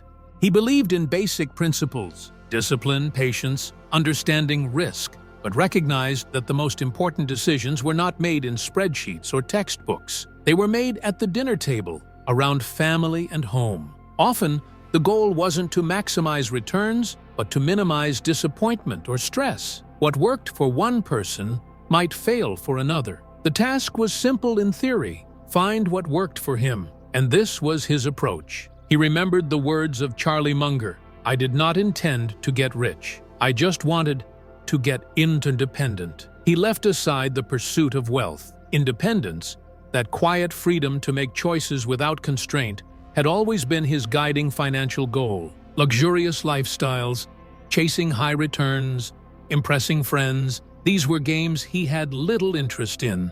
He wanted, every morning, to wake up knowing that his family could live on their own terms. Every financial decision revolved around that principle. His parents had lived through two stark financial stages: poverty, followed by moderate comfort. His father, a doctor at 40 with 3 children, carried the weight of frugality even after income improved. Yet this high savings rate bought something invaluable: independence. After decades in one of the most stressful jobs imaginable, his father simply stopped. He walked away from the emergency room and began the next chapter of life on his own terms. That vision stuck with him. Independence, he realized, wasn't about quitting work.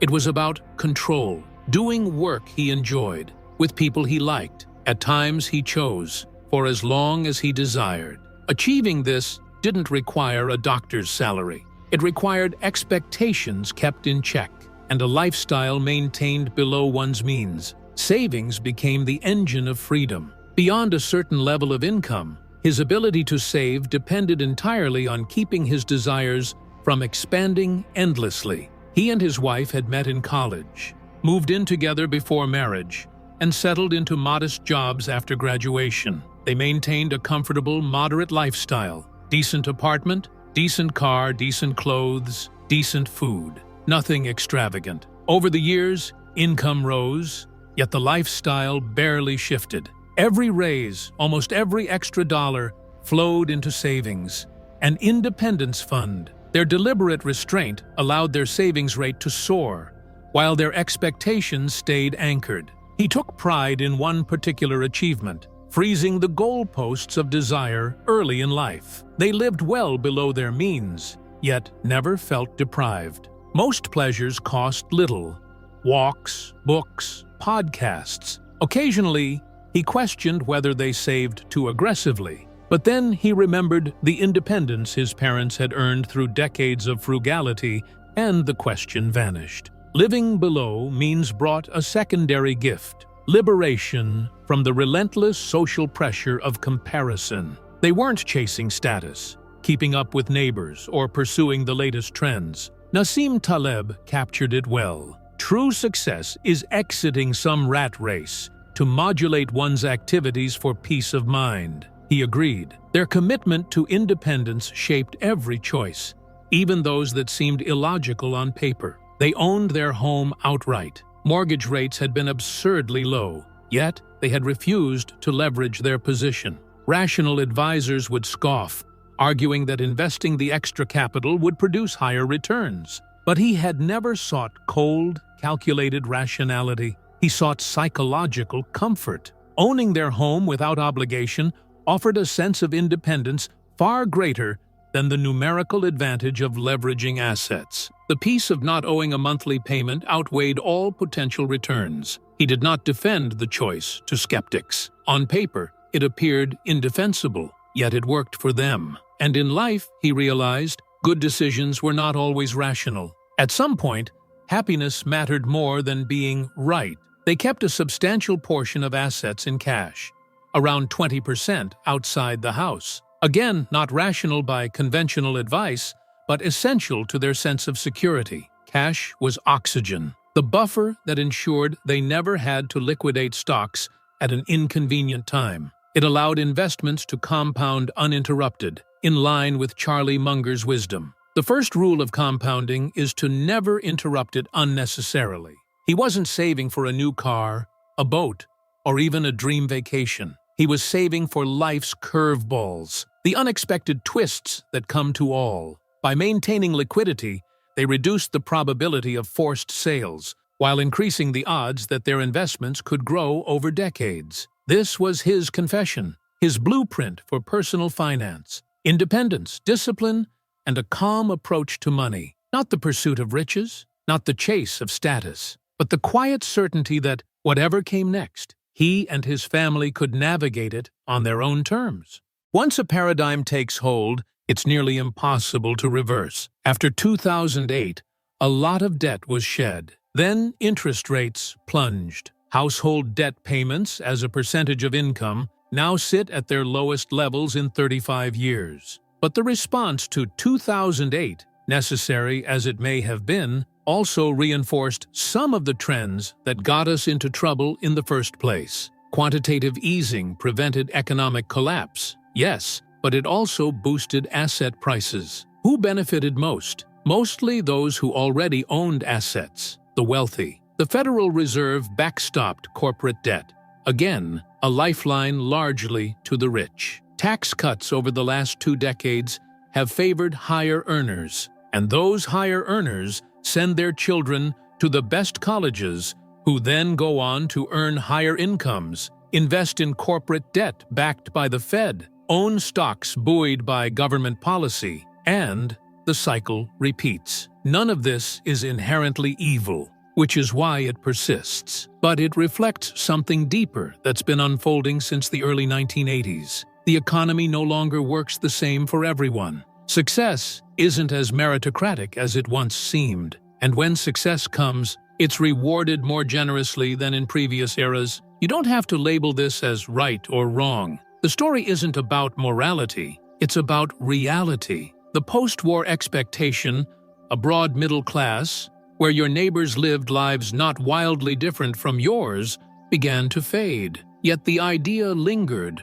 like a pleasant echo from a simpler time. And because it felt so good for so long, people didn't let go. They wanted it back.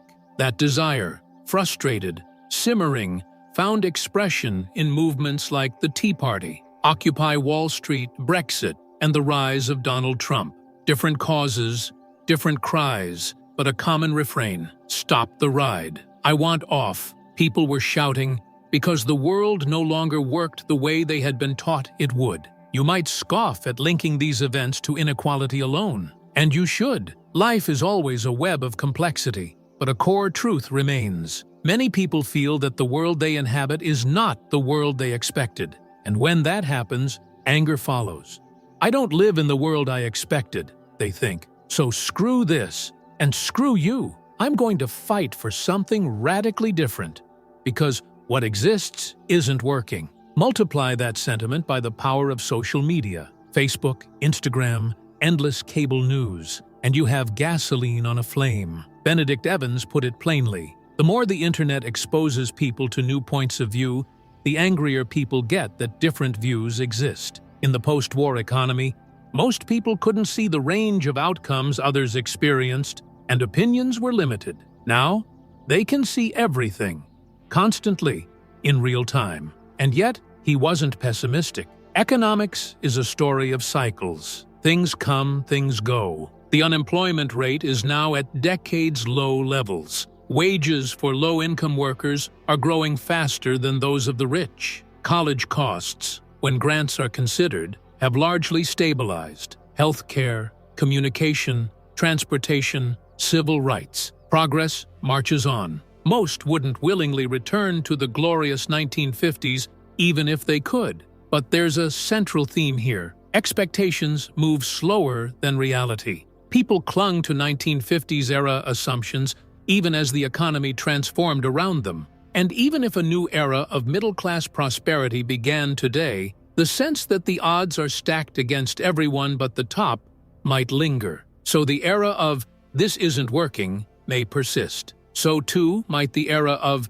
"we need something radically new right now," whatever it is. And, in a way, that's how history tends to unfold. The frustration, the misalignment, the yearning for change, leading to the events that shaped our world, even events as seismic as World War II. History, really, is just one damned thing after another. So here our journey ends with Psychology of Money, and your opinion matters too. Please share those in comments. I will be waiting for them. Thank you, and have a nice day, or maybe a good night.